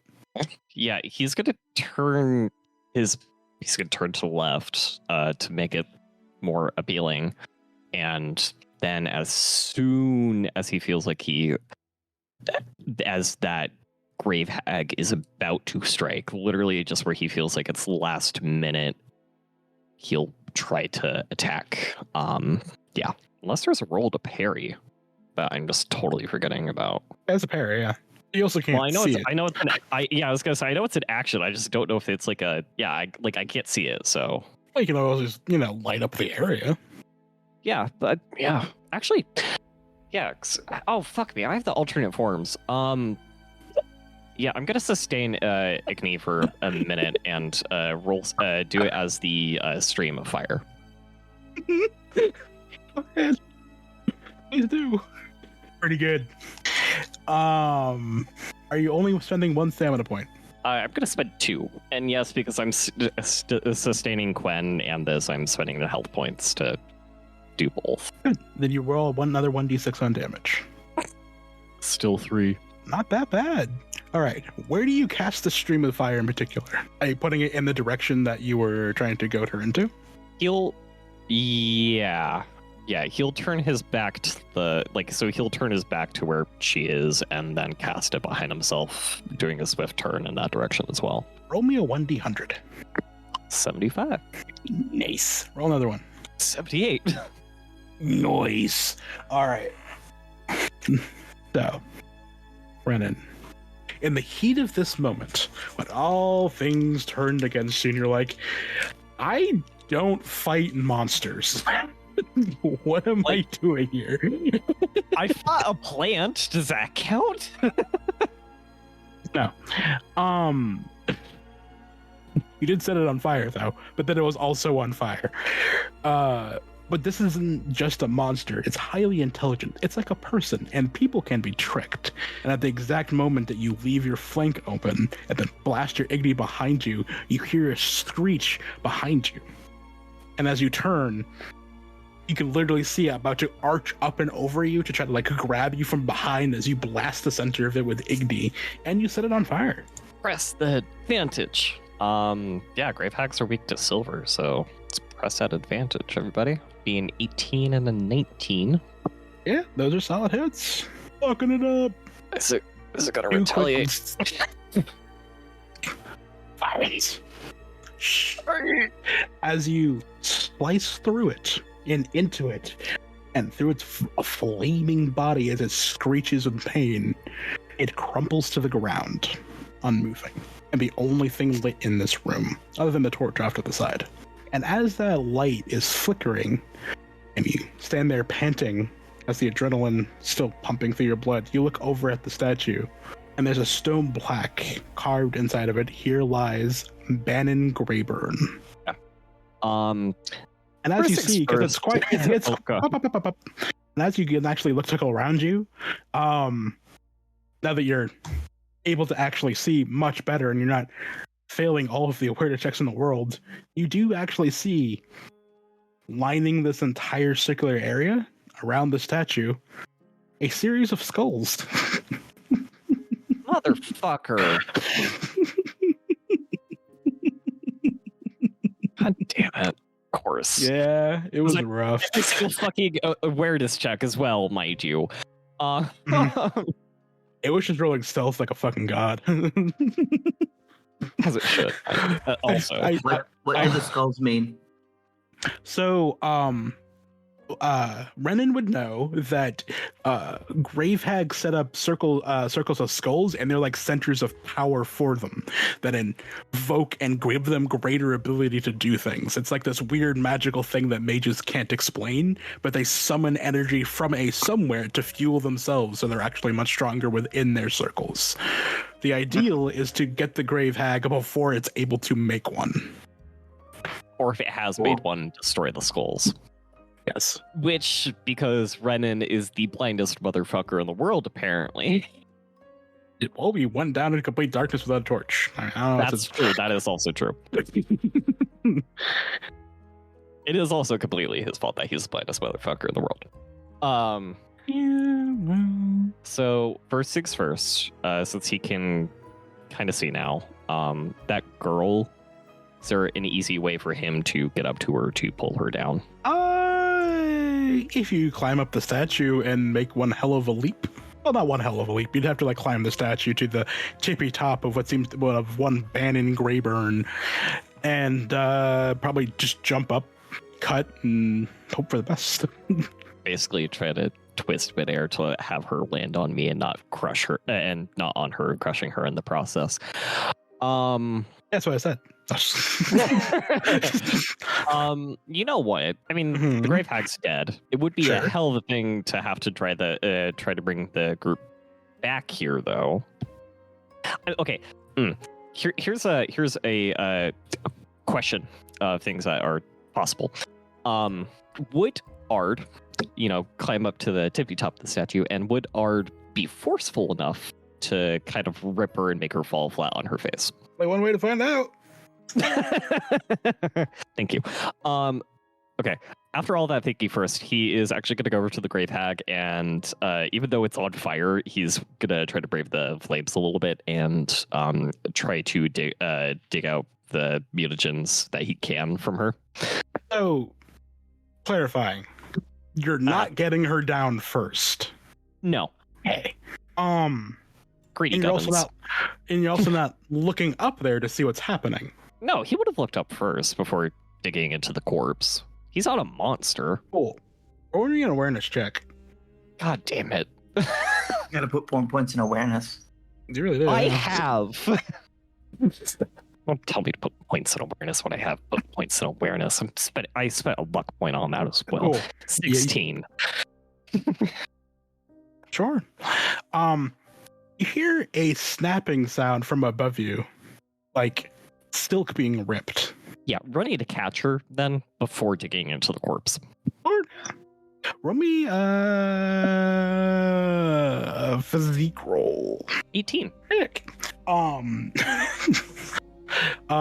You run over there and you kind of do that weird comic thing where you like run this way, run that way, where's she gonna be, where's she gonna fall, and then with a few more snapping sounds, silence, and then she falls into your arms, still covered in like this weird blackish, like slightly slimy webbing. Perchance this my dagger. No. No. Your dagger is lodged in the ceiling. Good throw. So. Okay, well, now I still have reason to get up to the top of the statue and do my plan. She is ice cold. Shit. I have first aid. She is still breathing. Faintly. But she is ice cold to the touch. I'm gonna regret this. I'm gonna take off my armor and wrap her in it to start trying to increase her own internal temp, because he does know some basics of first aid, and he knows cold body bad. He take thing warm. As you're doing that and wrapping it up, it doesn't feel like a natural chill. Monkey fuck. I don't know why I said monkey. I don't either, but she might. It seems like, for better or worse, that she's definitely going to need proper medical attention. Yeah. And quickly. Greedy gubbins first. Yeah, greedy gubbins gotta happen though. Roll me that first aid. 11. Yeah. Even on an 11, you are on a time clock and it's not long. It's about an hour back to town. Damn it. Fine, no greedy gubbins. Well, it's also, you have the understanding of what the Grave Hag wanted to probably do to her. For reasons you're not sure why specifically her. And that's turn her into a hag. Yeah, no, she wanted to build a coven. Fine, no greedy gubbins. All right, I'm gonna pick up the dagger that I threw onto the ground and not into the ceiling. You want to go looking for it? I can't see it. No. Damn it. No, I'll pick up the girl. It seems I am like genuinely disappointed. It seems like you have a person who's slowly dying in your arms. Yeah, if I can't see the dagger, then I'm gonna go bring the girl back to town. I can It's always like a dagger is maybe a crown, and you have a life in your hands. I know. Meanwhile, Stabby's over there like, the plot! The plot! Get the plot! It's Overthinker, but yeah. Yeah, I guess the life of somebody who's important to the plot is more important than retrieving the gear that I bought. Fine. Embody the young witcher who's miles away from you, actively training. Saving the person's sometimes more important. Yeah, like your empathy is His Viper training is just going like, no, it's not important. Fuck them all to die. It's okay. Because like, no. You still have an empathy of 2. If it was 1, I would have been like, yeah, leave her. Yeah. No, man, it's cool. Just hit the quick save button. He fell in love once, and now it's stuck with him forever. So he has to be a little bit more human. Aw, what a pussy. So yeah, he's gonna start making his way back to town as fast as possible without injuring the girl. Yes, there is one given I'm going to give you. As you're making your way from the fire, you do see an envelope on the floor that's covered in muddy hands that you can grab on your way out. Yes, please. Cool. That I'm being oh so kind as to give you because you set the thing on fire. I feel like I was left with many other options. I think it was a great solution. Yeah. Also, I understand that you have, as you're, the camera's panning back towards town, but I also understand what you usually fight. But like in a world that's like this, just to have some necrophage. It's just good, it's good. It's good to have, Yeah, he's already drafting up a letter in his head. Yeah, it's just like, I made an oopsie. Rewinding a bit, but not that much. Vellis, Hazel, you make your way back to town. It's a much slower ride there as Goliath is worn the ever-loving fuck out. If anything, one of you is probably walking alongside the horse, or both of you, because that horse doesn't want to move right now. So it does take a bit. Definitely Vellis is walking. Yep. Yep. And as you get back to town itself, it's a buzz. It's like a beehive of activity as people are panicking. And as you can hear the chatter and the worry, and you can see a crowd of people surrounding a half cart with an exhausted horse. And as you get approach, you can see the same 3 farmers as before. Oh shit, they made it. Yeah. God, they existed. I didn't. You see a few familiar faces. You see Skajul, Kana, and Marissa all tending to the 3 farmers. And as you approach, sorry, Dion. As you approach, Marissa notices the 2 of you and stands up. And this woman, as you know, Vellis, is very, very put together, very, very composed. But the look on her face is slightly horrified, like just filled with concern and worry, and looks at the 2 of you as she stands up and goes, "Oh goodness, I don't even know where to start. Master Hazel, yes? Yes. What happened? Wait, these only thing they can keep saying is Cedric over and over again, and the only other news I have is that they traveled with you. Where's my brother?" I apologize, but the monster that had burst out of the barn. The what? We don't There were a beast mob. Great thing. We barely escaped. When I initially encountered it, it was in a barn out in the fields. We had both barely managed to get the doors closed in time, and he told me to get the 3 other farmers out of there as quickly as I could. He stayed behind to hold the door closed long enough for us to escape. He didn't make it.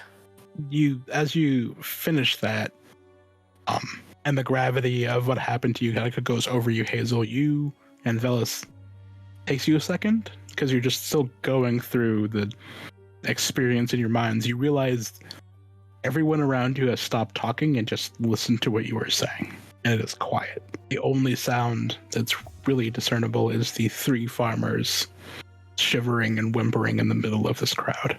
But Marissa takes a deep breath, and you see the composure come back into her. Rattled, but it's there. Thank you for telling me, Master Hazel. I will ask some volunteers to go and form a perimeter around the town. Does the beast still live? No, ma'am. It weren't rightly put together to begin with, and we ran it into some trees. It sort of fell apart. There's a fair amount of bone and bits out in the copse, about 20 minutes ride. And whatever remained of its sludgy innards, well, we went at it with sword and cleaver until it stopped moving.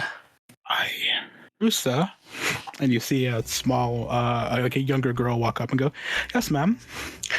Go find your father and ask him to round up some of the boys and go take a visit to the blacksmith. We're going to need the militia again. So ask them to get ready, and we will start talking about guard shifts shortly." Yes, ma'am. Thank you. Go on. She waves a few other people over. It's like, "I'm going to need a few of our fastest horses, and we need to go see if we can go around to the other farms and make sure everyone's okay. If you can't get to everyone by nightfall, ride immediately back to town. Don't go any farther out than the McKinnons. Quick as you can, yes?" And you see them all like rush off. Yes, we schedule, and you see the apothecary stand up. Yes, Marissa, can you I know you have the young woman in there, but do you have room for 3 more? "Oh, I can make room, ma'am." "I appreciate that. We'll have a cart ready so you can bring them over to your building, and any expenses, I will take care of them." "Yes, ma'am. Thank you very much." Okay.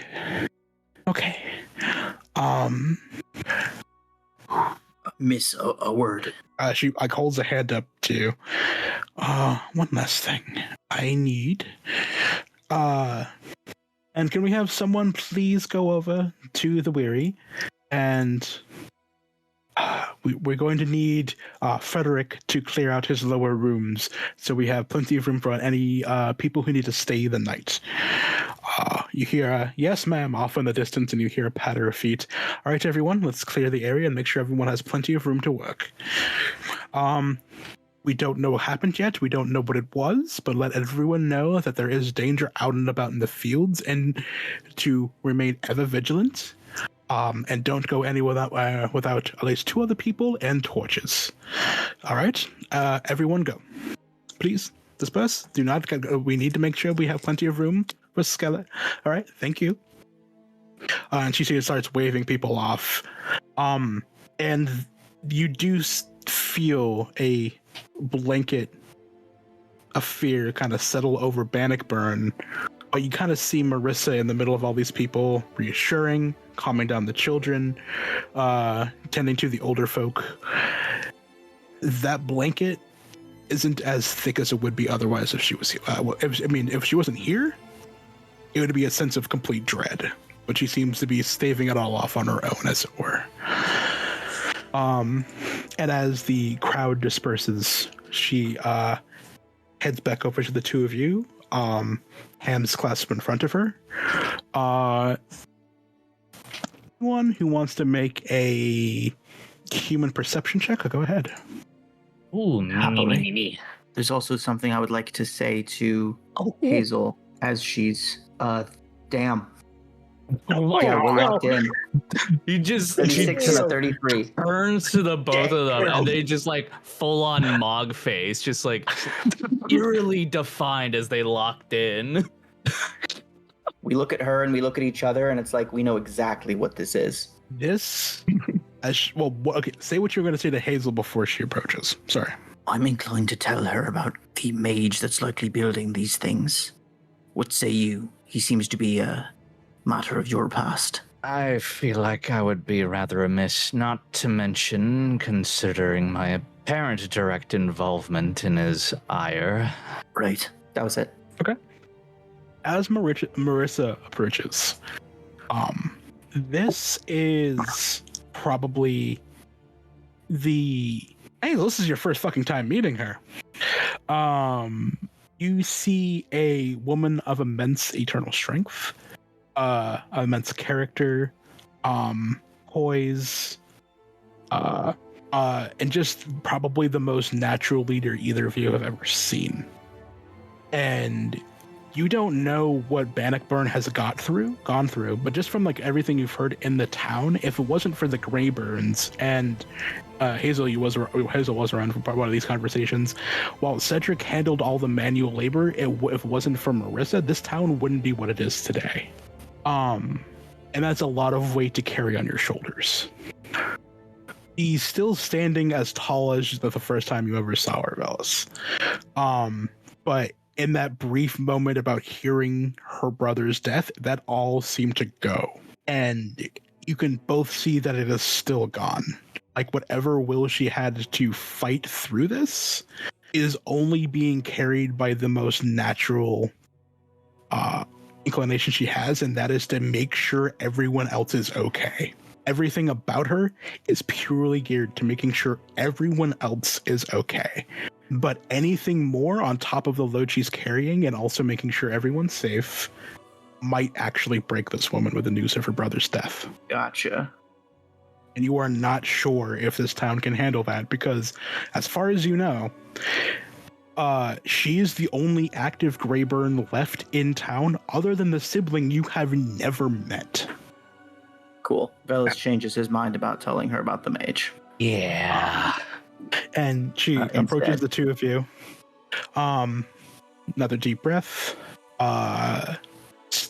She still has that flowing face between stern and gentle. The gentle is more or less gone, and you see more hardened leader than you do kind den mother in this moment. As she goes, "Thank you both so much for making sure those three got here. And I know my brother would feel the same. That means more than you know." I apologize that I couldn't have done more for him in the moment. He would have simply thrown you onto the cart with one arm and said go. And I think we all know he had the ability to do that. I would not doubt it. I am quite short. So this beast came from inside the barn, yes? Yes, and from what I could tell, it seemed to be composed of numerous skeletons of other peoples. I don't know if they all came from the fields, but it seemed far too numerous to have been merely collected from the outskirts or from outside of town. That's okay. I understand. This is something that simply crawled from the nethers of the darkest parts of the world and decided to come here. I understand. But there's more actually. Oh? It's not the first time we've encountered a beast of this nature. On the way into town, a much smaller one ambushed us at the bank of a river. Oh, they are Okay. Yes, smelly ambush predators of some kind. All right. So reinstating the militia will be very helpful. That's good. They only train once a month, but they are hardy and they are good folk. Hopefully we can get to many townspeople as possible. And she looks off into the distance, and you can both see the sun is about to dip finally behind the trees as all the lights start coming up in Bannockburn. Well, at least we'll have the moon. And she looks in the other direction, and both of you look up into the sky, and easily one of the most clear, large moons, detailed all the way down to the craters that you can ever see. It's just shining like the sun down in Bannockburn. It's actually casting shadow and light over the entire town. At least it's a full moon tonight. It won't sneak up on us very easily. Right. Both of you make me an awareness check. Is the moon only been that fucking bright? 20. 15. Vellis, you strain your eyes a little bit. Is that reds? No. You just barely make it out. It's behind the moon, leading down in large arcs. You can see 1 or 2, maybe 3, 4. It's like this threaded dome kind of sparkling, or maybe that's the stars going around the moon and off into the distance. As you kind of turn your head, maybe it's not the stars. Maybe that's over the top of Bannockburn? Are those the threads those kids were talking about? That's odd. It's odd indeed. Or just just one line, or just the stars. But it's that bottomless feeling. You're sort of that's not right. It's not there. It's not right. It's not right. It's crazy. It's crazy. She's about to manage the defense of a town. I don't want to put more on her plate. Do I think with my human perception that bringing up the threads is too much for her to deal with right now? The idea of a massive skeletal weird sludge monster killing her brother and now possibly threatening the rest of the town is a lot. Indeed. And you do see, and this is whether both of your human perceptions, as she's talking about the moon, you see her glance off into town and look at a particular building with it's a flicker, because she's wearing a very legitimate mask. You see a different kind of dread just flicker on her face for a second as she looks at the building. And it looks like the building that Rennen described to you both as the Greyburn home. Gotcha. Well, if there's anything at all you should need from us, we're happy to provide. Our plan was to, as much as I should like to purchase Goliath and make him my companion for a great deal of time, he's the reason we're alive. Thank you. Gratefully. He's yours. I'm honestly not sure whose horse that was it anyway. Our companion, the Witcher, he went off in search of the kidnapped girl from the assault last night. Who? I don't know if he's found her. We'd intended to follow him, but it seems as danger rises here, No. you've need of hands present.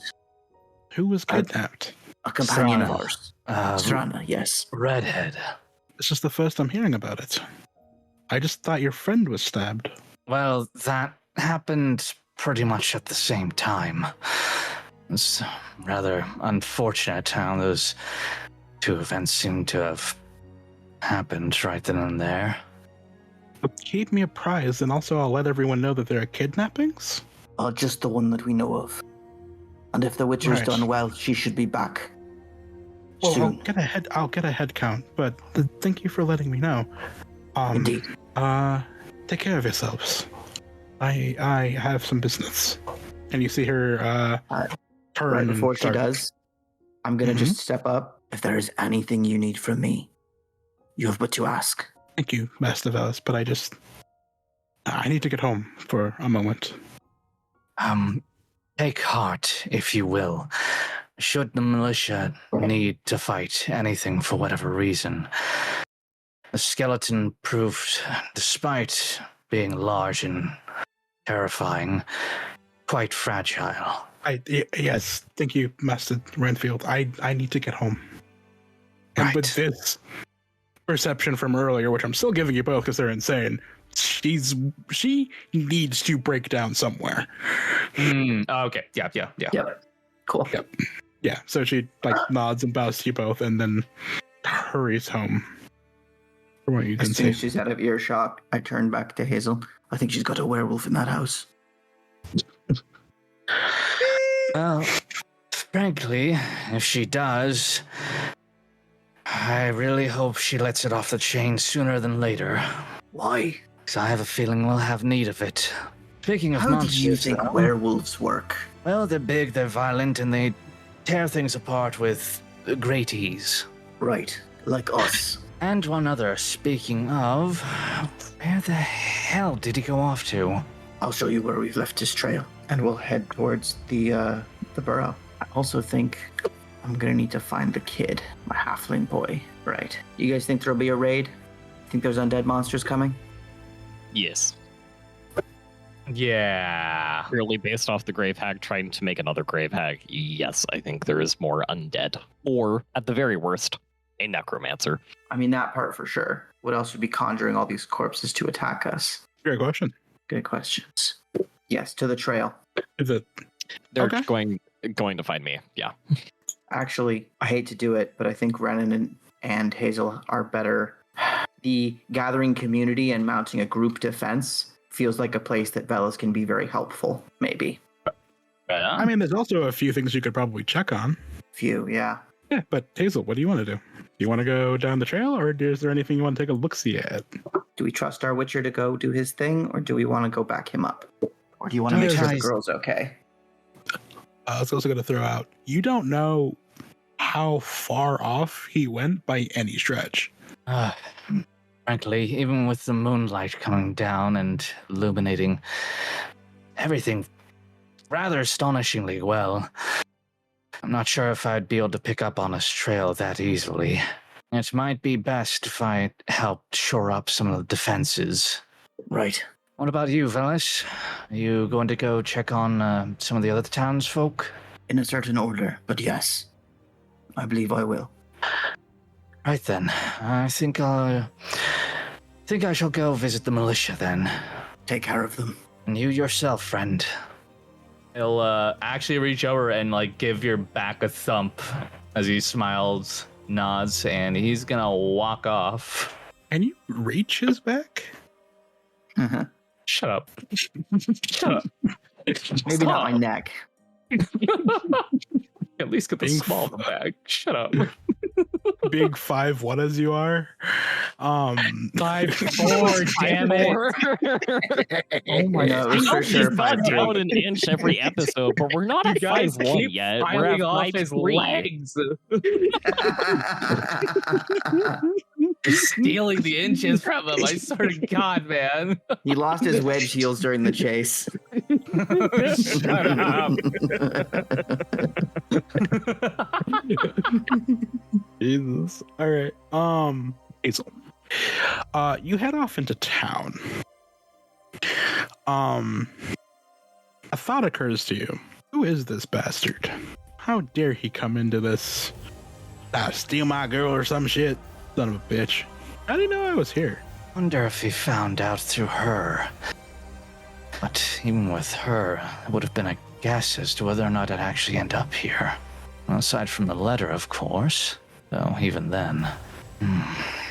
Yeah, I'm assuming I don't really know any nobles that, just so happen to also be, necromancers, from Cadwin. No. Yeah. But, I mean, someone had to tell me you were here. Roll me deduction. Was it the fucking seamstress? It seems reasonable. Yeah, the one singular person he talked to about looking for his girl. Okay. Okay. All right. Okay. Yeah, you know what? We're gonna have to put the militia on a short little pause here. That seems like a Let's go solid plan. visit the seamstress. Sure. Same house with all of the oh god, am I blanking on what it's called again? There's no way. Textiles. God. No way that happened twice. That was close. I had a nick for every time. God, my brain went T and then it stopped, and I'm like, oh no. Damn, no tea. Oh boy. Oh god. At least a low amount. So same textiles, the same dyes out front. Same ramshackle house. There is a light inside that's on. And some smoke coming from the chimney. Well, this might be ill-advised, but considering everything that he has gone through today, I don't think it's going to be terribly surprising when he goes up to the door and just full body weight step in and kicks the door. Roll me a physique roll. Yeah. 21.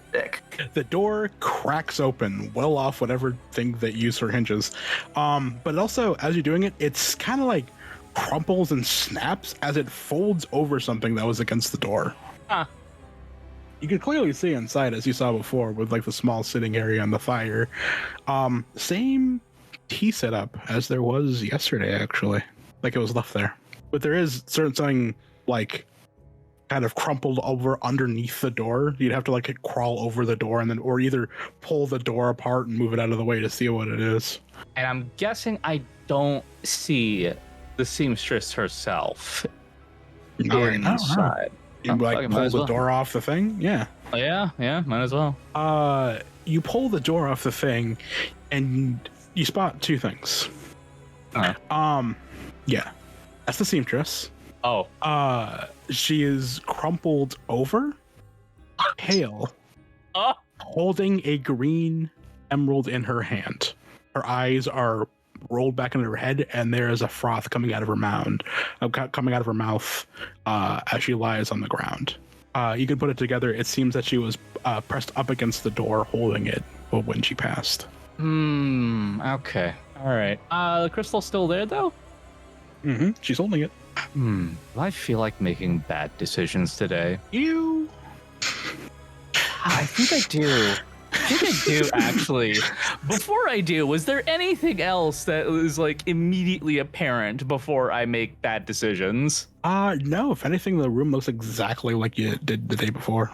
Cool. Okay, I'm gonna grab up the crystal. Okay. Grab the crystal. Do I feel that same connection that I did when I was holding the moat from the skeleton monster? No. Okay. Well, that's... Wait. Yeah, that's warm. Oh, that's real warm. Oh, that doesn't feel right. Why is your hand so hot? Look down and you can actually see the skin around the medallion actually turning a dark red color that seems to be spreading into your hand and heading towards your wrist. Make me an endurance check. Oh boy. 19. You continue holding it. Sorry, was that a question or a statement? Do you continue holding it? Question mark. Thank you.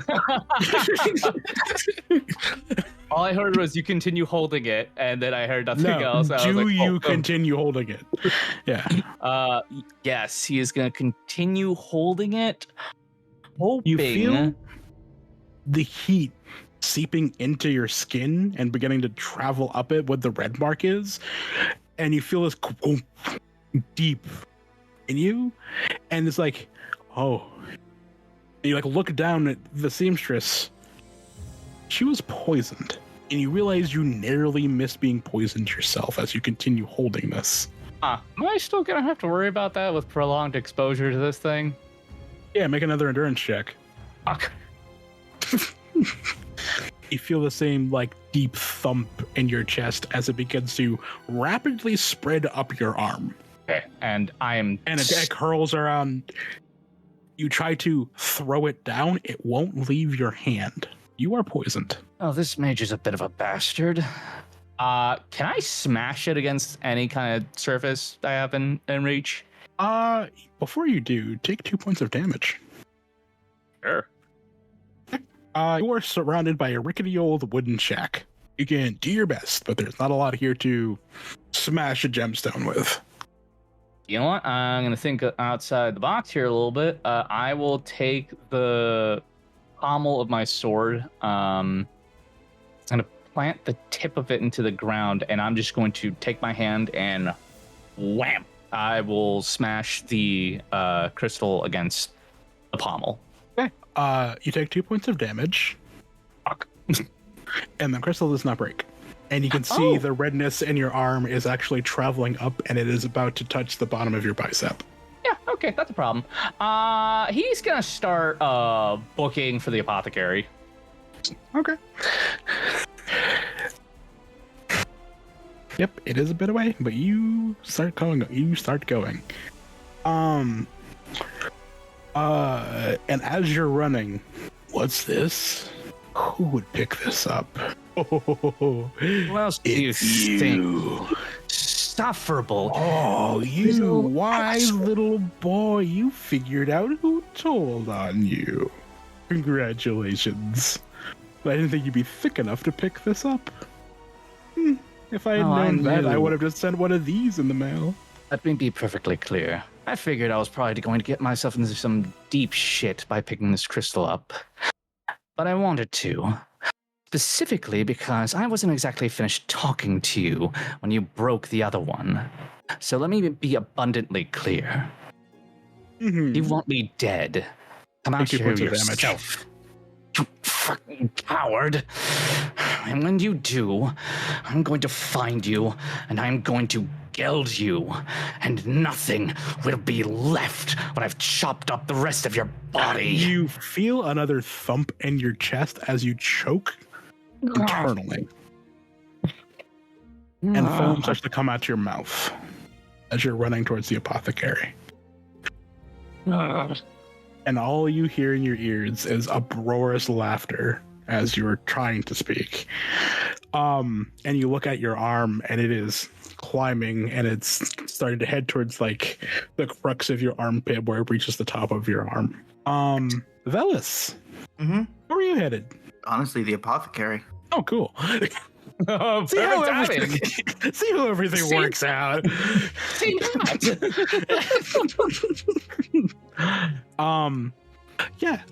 You head to the apothecary. The shutter is down, but there is light inside. And you head in. You never saw it neat. It isn't much neater than it was, but you can see that someone came in and kind of fucked around with everything. Like, it's this mix of like, wow, it's neat in here, or probably was like earlier today. But you do see all the herbs carefully taken care of, the books arrayed very neatly. There is a stew on the fireplace, and in the center on a cot you do see Elena sitting up and carefully eating stew. You do see she is like well covered, but you do see the evidence of bandages. She is very pale and looks a little sickly, probably from the blood loss. But as you enter, she looks up and sees you. Elena, warms my heart to see you awake. Oh, I'm sure it does. Hello, Vellis. His usual energy is toned down a little bit as he comes over to her, takes a knee. How are you feeling? Like someone tried to murder me. Well, that does seem to be the case. I don't suppose you saw the fellow? I did. Can you recall? Forgive my directness. Things are moving rather quickly outside, and if we have a fox in the henhouse, it would be good to know sooner than later. I'm fairly certain he left the henhouse. Can I get a read on her cryptic responses? Sure, roll me a human perception. Any bonus for knowing her? Vellis, I will say this very respectfully. It is clear, after everything that you've experienced the past day or so, you do not know this woman. I don't know her that well. Yeah, fair. Yeah. 22. This is like a contest of two individuals who have mastered a craft at a very young age, and that is much like Marissa, the leader of the town, what masks to put up and what walls to place. These answers are cryptic. These answers are flat. And these are the answers of someone who doesn't have a reason to give you more. She does see it's one of those things where it's like, it seems, is there a lot to unpack there? Sure, but she is also being honest with you. Whoever it was that did this, calculated. Yes, whoever it was is gone, and they are not a threat to the town, only to her. Like, no lies will be told here, but as far as additional information, you're not quite sure how to get at it. Roll me an awareness check. 20. All right, and roll me your merchant special ability that I'm completely forgetting at the moment. Well-traveled. Yes, roll me your well-traveled, please. Also a 20. Jesus fucking... Man, I don't know what to tell you. Vellis is a killer, you guys. I don't know what to tell you. I swear to God, I'm just gonna throw poisonous gems at you from now on. It's no fair. Stabby's going through so much over here. Yeah. Stabby's going through so much over here. Throwing all the fucked up shit at me. That's true.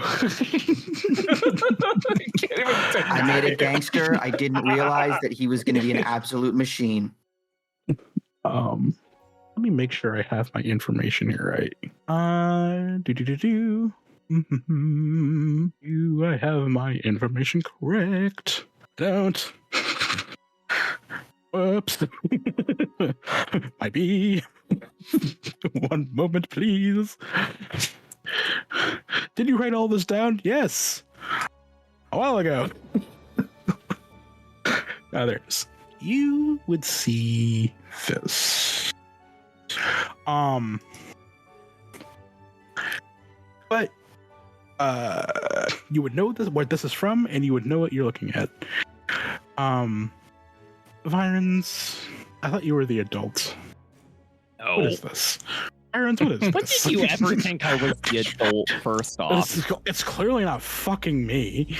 For our listeners, Vironz has posted a link to the song Big Dick Energy. All right. So, underneath all of the bandages, off to the side, kind of like, because she is kind of slumped forward at the top of her right shoulder, you see a tattoo. And it is this symbol. Sort of a ship's wheel or an 8-pointed wheel with a fleur-de-lis at each of the 8 points outside the wheel.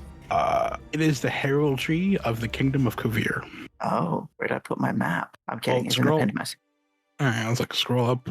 All the freaking if messages, which I can't say anything for because I know what I was doing during the Shadowrun game.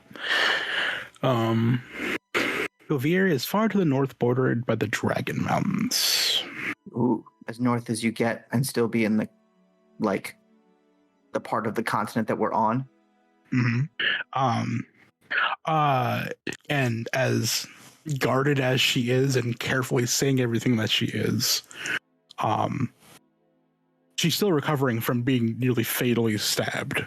So, with your earlier human perception and all the things that you're seeing right now, this is as close as we're probably ever going to get to seeing her slip up. Do I know anything about the relationship between Kadir, the surrounding lands, Cadwin? Yeah. As far as, so it was it used to be a part of Redania way back in the day. The fact that, but it's still a good distance away, and the fact that she's in Temeriad kind of doesn't add up. But given what she was just saying, she was here looking for someone, and they found her first, or so it would seem. Vellis smiles, sort of a rueful half smile. Well, looks like we've both been doing more than we've been saying, eh? That's not very hard for me. I say very little. Aye, but you sing very well, and I appreciate that. I appreciate that, Master Vellis. Now, I appreciate you also for saying that the fellow who's done it has fled. Do you know that our companion, what's her name again? Rana. Companion Rana disappeared right around the time someone tried to put a knife in your heart? She looks up with concern, but just kind of shakes her head. No, I only woke up a short while ago. Right. Well, we're trying to get her back. Nothing your friend would have been interested in. That was a question. No, she's thinking of her response. For sure. Damn, y'all get to think. Shit. How much I'm thinking of right now? He's gone, so I'm assuming no, per se. I appreciate your concern, Master Vellis, but I'm quite alright for the time being. They're taking very good care of me. With that, actually. You know what? Yeah. Roll me another awareness check. Let's get some more flavor going. She's not in control. Yeah. What do we got? A lot of tabs is what we've got. Just a 14. That's cool. You do see, kind of off to one side, you do see her loot. And you've never really taken a good gander at it. With your criminal knowledge, because, like, again, this is just the bard who plays the loot, though, you were in a traveling caravan with. You're not, like, assessing every inch of her, but now that you're actually looking at it, it does feel off. Just something about the structure of it doesn't feel quite right to what a loot should be. I'll go and pick it up. Are you going to play me a song? It's heavy. Can I tell where the weight is? Body or neck? It honestly feels like it's going straight up and down the center, like it's completely balanced in what it's doing. Look at either end for a pull point or a secret latch of some kind. There's a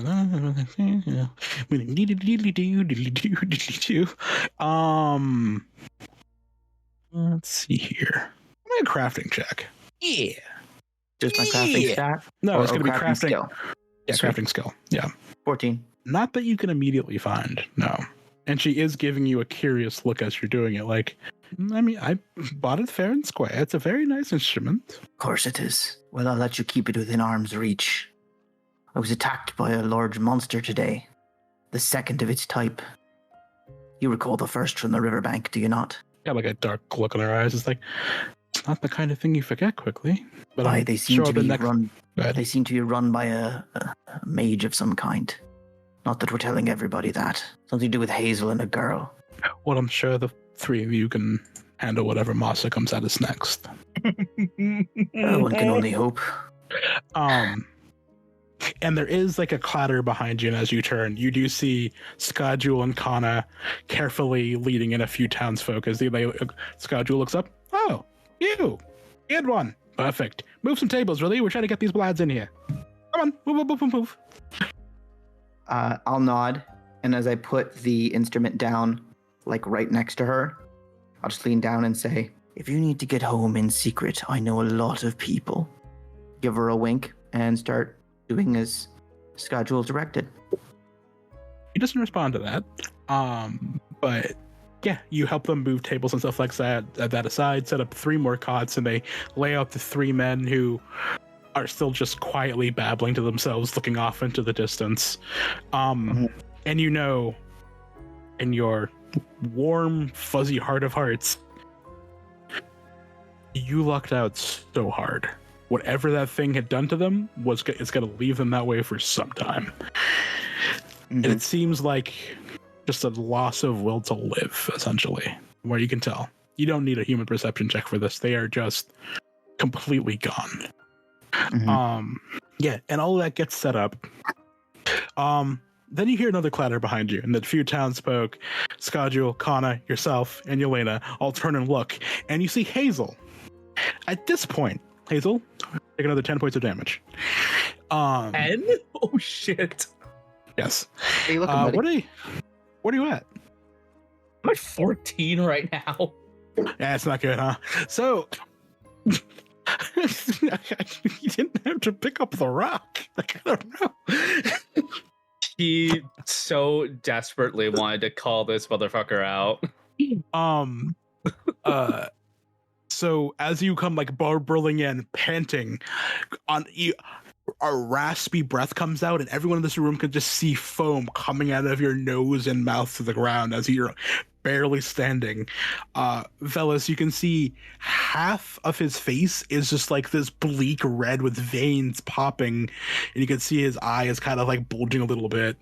And his his right arm is just dangling down as his left arm is trying to hold it up, and you all and everyone in the room can see this throbbing green sickly grow just coming out of his hand. Just vroom, vroom. What the hell is going on here? Like Scotty was like, I'm fucking dying. No, you can't talk. Would I recognize the effects of poison? Roll me first aid. Oh, actually, never mind. Hold on there, Vellis. So, you get the what the hell is going on from the townsfolk. Schedule looks you up and down, points to the townsfolk and points to the table, says, get him on the table and hold his arm. And his voice goes flat serious. I don't know, lapels, collar, whatever, lift him bodily and drop him onto the table. And then hold his arm out straight away from his body. Well, you're getting helped by like 5 other people. Like he's easy, cool. Big man. He's only easy, big man. He's only 4'8". Careful, he's a hero. Just one hand you. Hazel. Yeah. Your right vision is completely red, and you can see it bleeding into your left as everyone starts going. Take another 2 points. Jesus fuck. You're holding the rock in your hand, and Schedule comes back, has 2 thick leather gloves as he's inspecting it, pulls down one of like the lenses that he has on his face, and is like, that's some nasty work. Do you want to keep this? And like points to your hand. Shake your head, yes or no. She like nods. Looks like a no to me. Perfect. And you see him like rustle around, comes back, take another 2 points. He has what honestly looks like these gem-covered pliers and 2 clamps as he clamps your hand down, and puts the gem-covered pliers like under, and you feel it digging into your skin. And he goes, "This is going to be the worst pain of your life." Actually, have you ever been divorced? Actually, have you ever been married?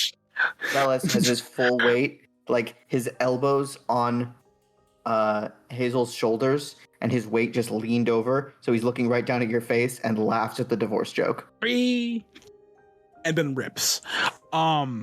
Make me, let's see, make me an endurance roll. Okay. I don't suppose I could use tough as nails to help me out in this situation. Absolutely, you can.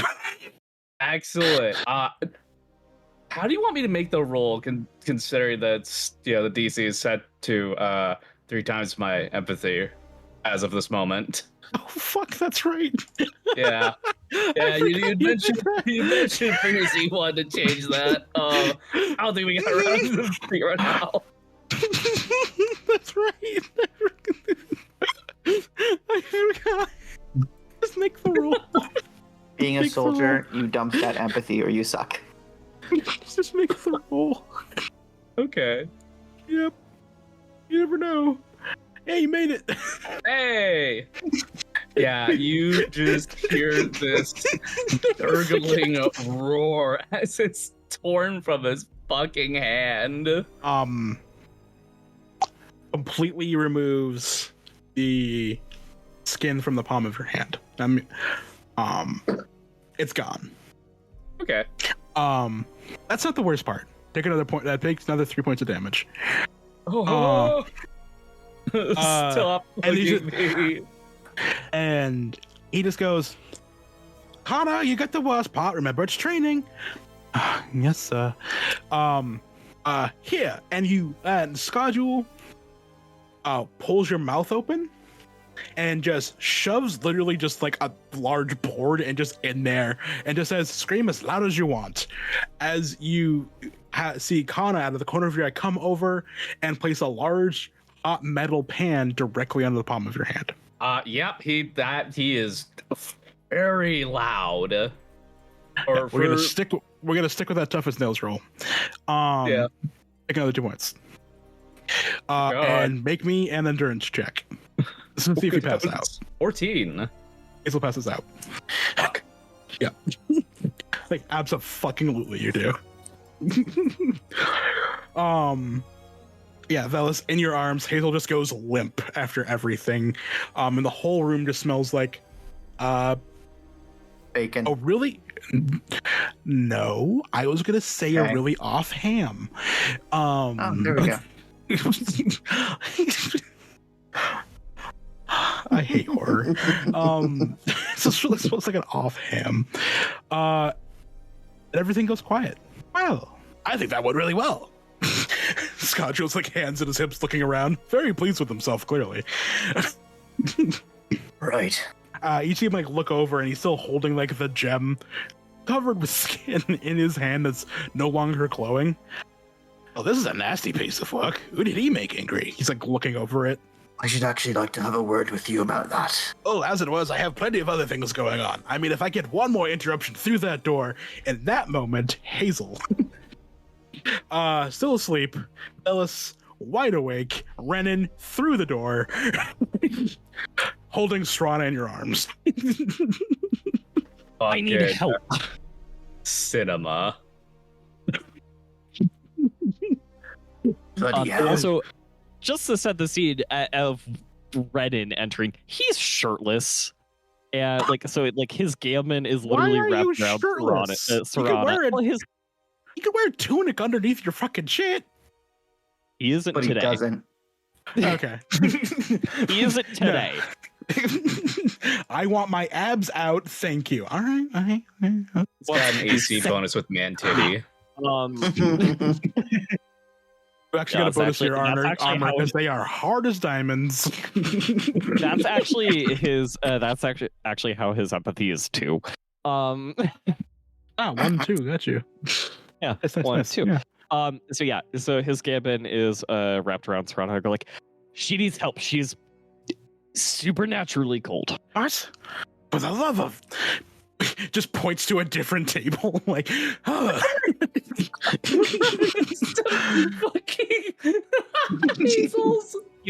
He'll put Serrana down gently and take off the gammon, and he'll just kind of like leave it unbuttoned in front of him. He'll put on the shoulder parts, and he'll just leave it unbuttoned. You see Scotchel goes over, runs his hands gently over her forehead, just like, oh, Kana, keep her warm. I find a poultice. And he heads off, and Kana goes over and looks at everybody. If you're not a healer, get out. As you wish, man. Yeah, you see the few towns guys that's a wild 3.5 minutes, and they just hustle it outside. It's like 3 smucks. You know what I mean? These guys just were having maybe a beer, and someone kicked the door down and said, help me drag these 3 farmers in, who haven't been taken care of yet, by the way. Not fully anyway. Actually, but when she says that, everyone who's not a healer, if you want to stay, you can stay. Vellis, you head out, right? Not a healer, so yeah. Okay. Give my my friend still in bed a little salute as I go, and then I need to cook. Rennen is staying. He's actually going to go follow to where Scotchel was, so he could explain the situation. Scotchel is actively holding up a hand towards your face. He's like, I don't need to know right now. I just need to get to warm. And as he says that, Rennen, you turn and you see Kana just both hands just waving slowly over Strana. Motherfucker, is my amulet medallion vibrating? Yes. As you see this kind of golden gentle wave kind of go from the bottom of Strana's feet and then just pass up to the top of her head and back down. You just see these gentle wave-like motions as Kana kind of goes back and forth in a very slow, like washing water motion. And you slowly see Serana's breathing return to normal. Here we go. He kind of goes over. It's like, I've never seen a grave hag's work interrupted. Usually, I get the after effects, which is, another hag. You seem like kind of like pull out. It's like grinding the poultice into like a piece and stuff like that. He pulls over and seems to take us a couple of clear liquids that seem to be bubbling slightly and pour it into the bowl and kind of like stir it all together. As he tilts the girl's head back and sort of like pour it down her throat as Kana continues her work. Easy does it. Not too fast. Gonna take a little while to get all the corruption out of her. I understand. Thankfully, she wasn't very far along. Usually takes a few days. But she's not that big. Turns, looks at you. Right. What were you telling me? Was gonna tell you it was a grave hag. But you already know that. She was in Bannon Grayburn's tomb. The place to hide out. You don't know why a grave hag would be there? It's a gravesite, isn't it? It's not the only place. Oh, most of the Greyburns are buried there, as far as I'm aware. Not everyone goes all the way out there. Because nobody can. It's beyond the barrier. Well, the last person to be buried out there was the kid's father. And things changed afterwards, so that does make sense. What do you know of the youngest Greyburn and the eldest son of the original? What? The eldest Greyburn? I've never met him, actually. I'm getting sick and fucking tired of the mysteries in this town. What of the youngest? Cedric? Yes. Probably tending a field.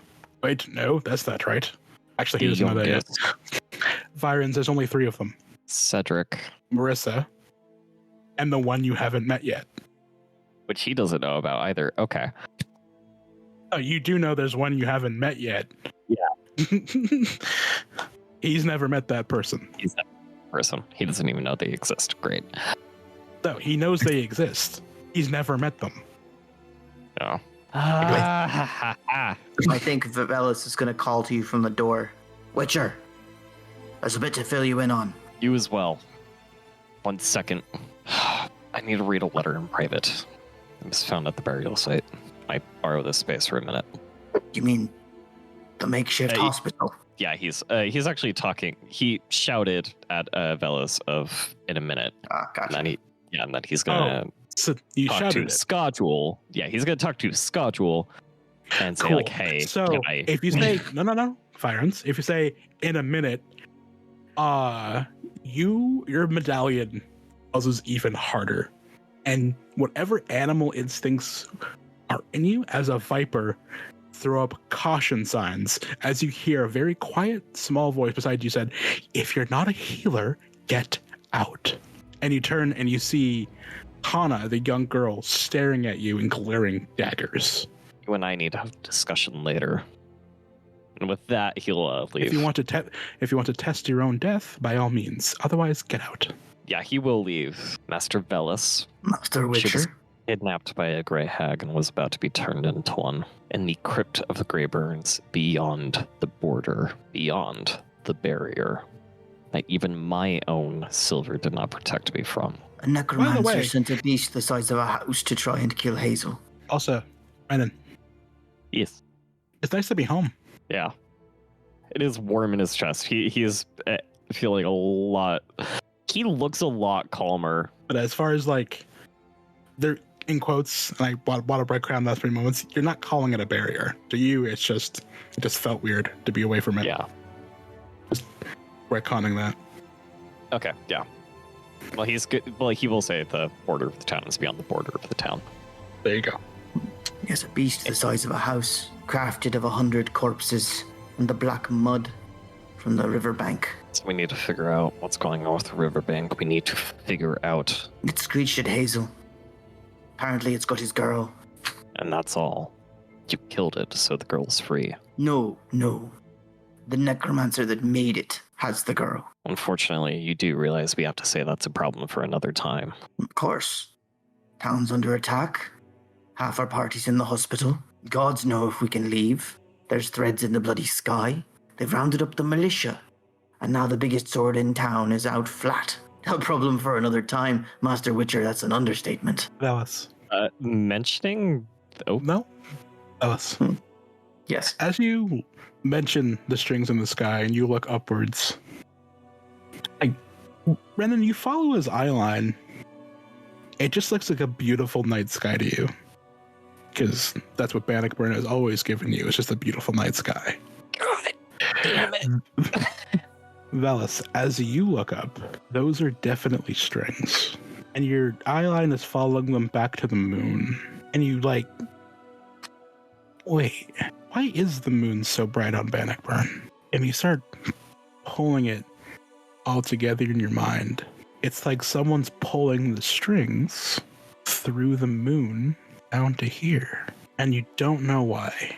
But piece by piece, things start falling in your head. Who wants this piece the most? Who wants Bannockburn to thrive the most? If it's not the Greyburns, they'll know who it is. Who can say?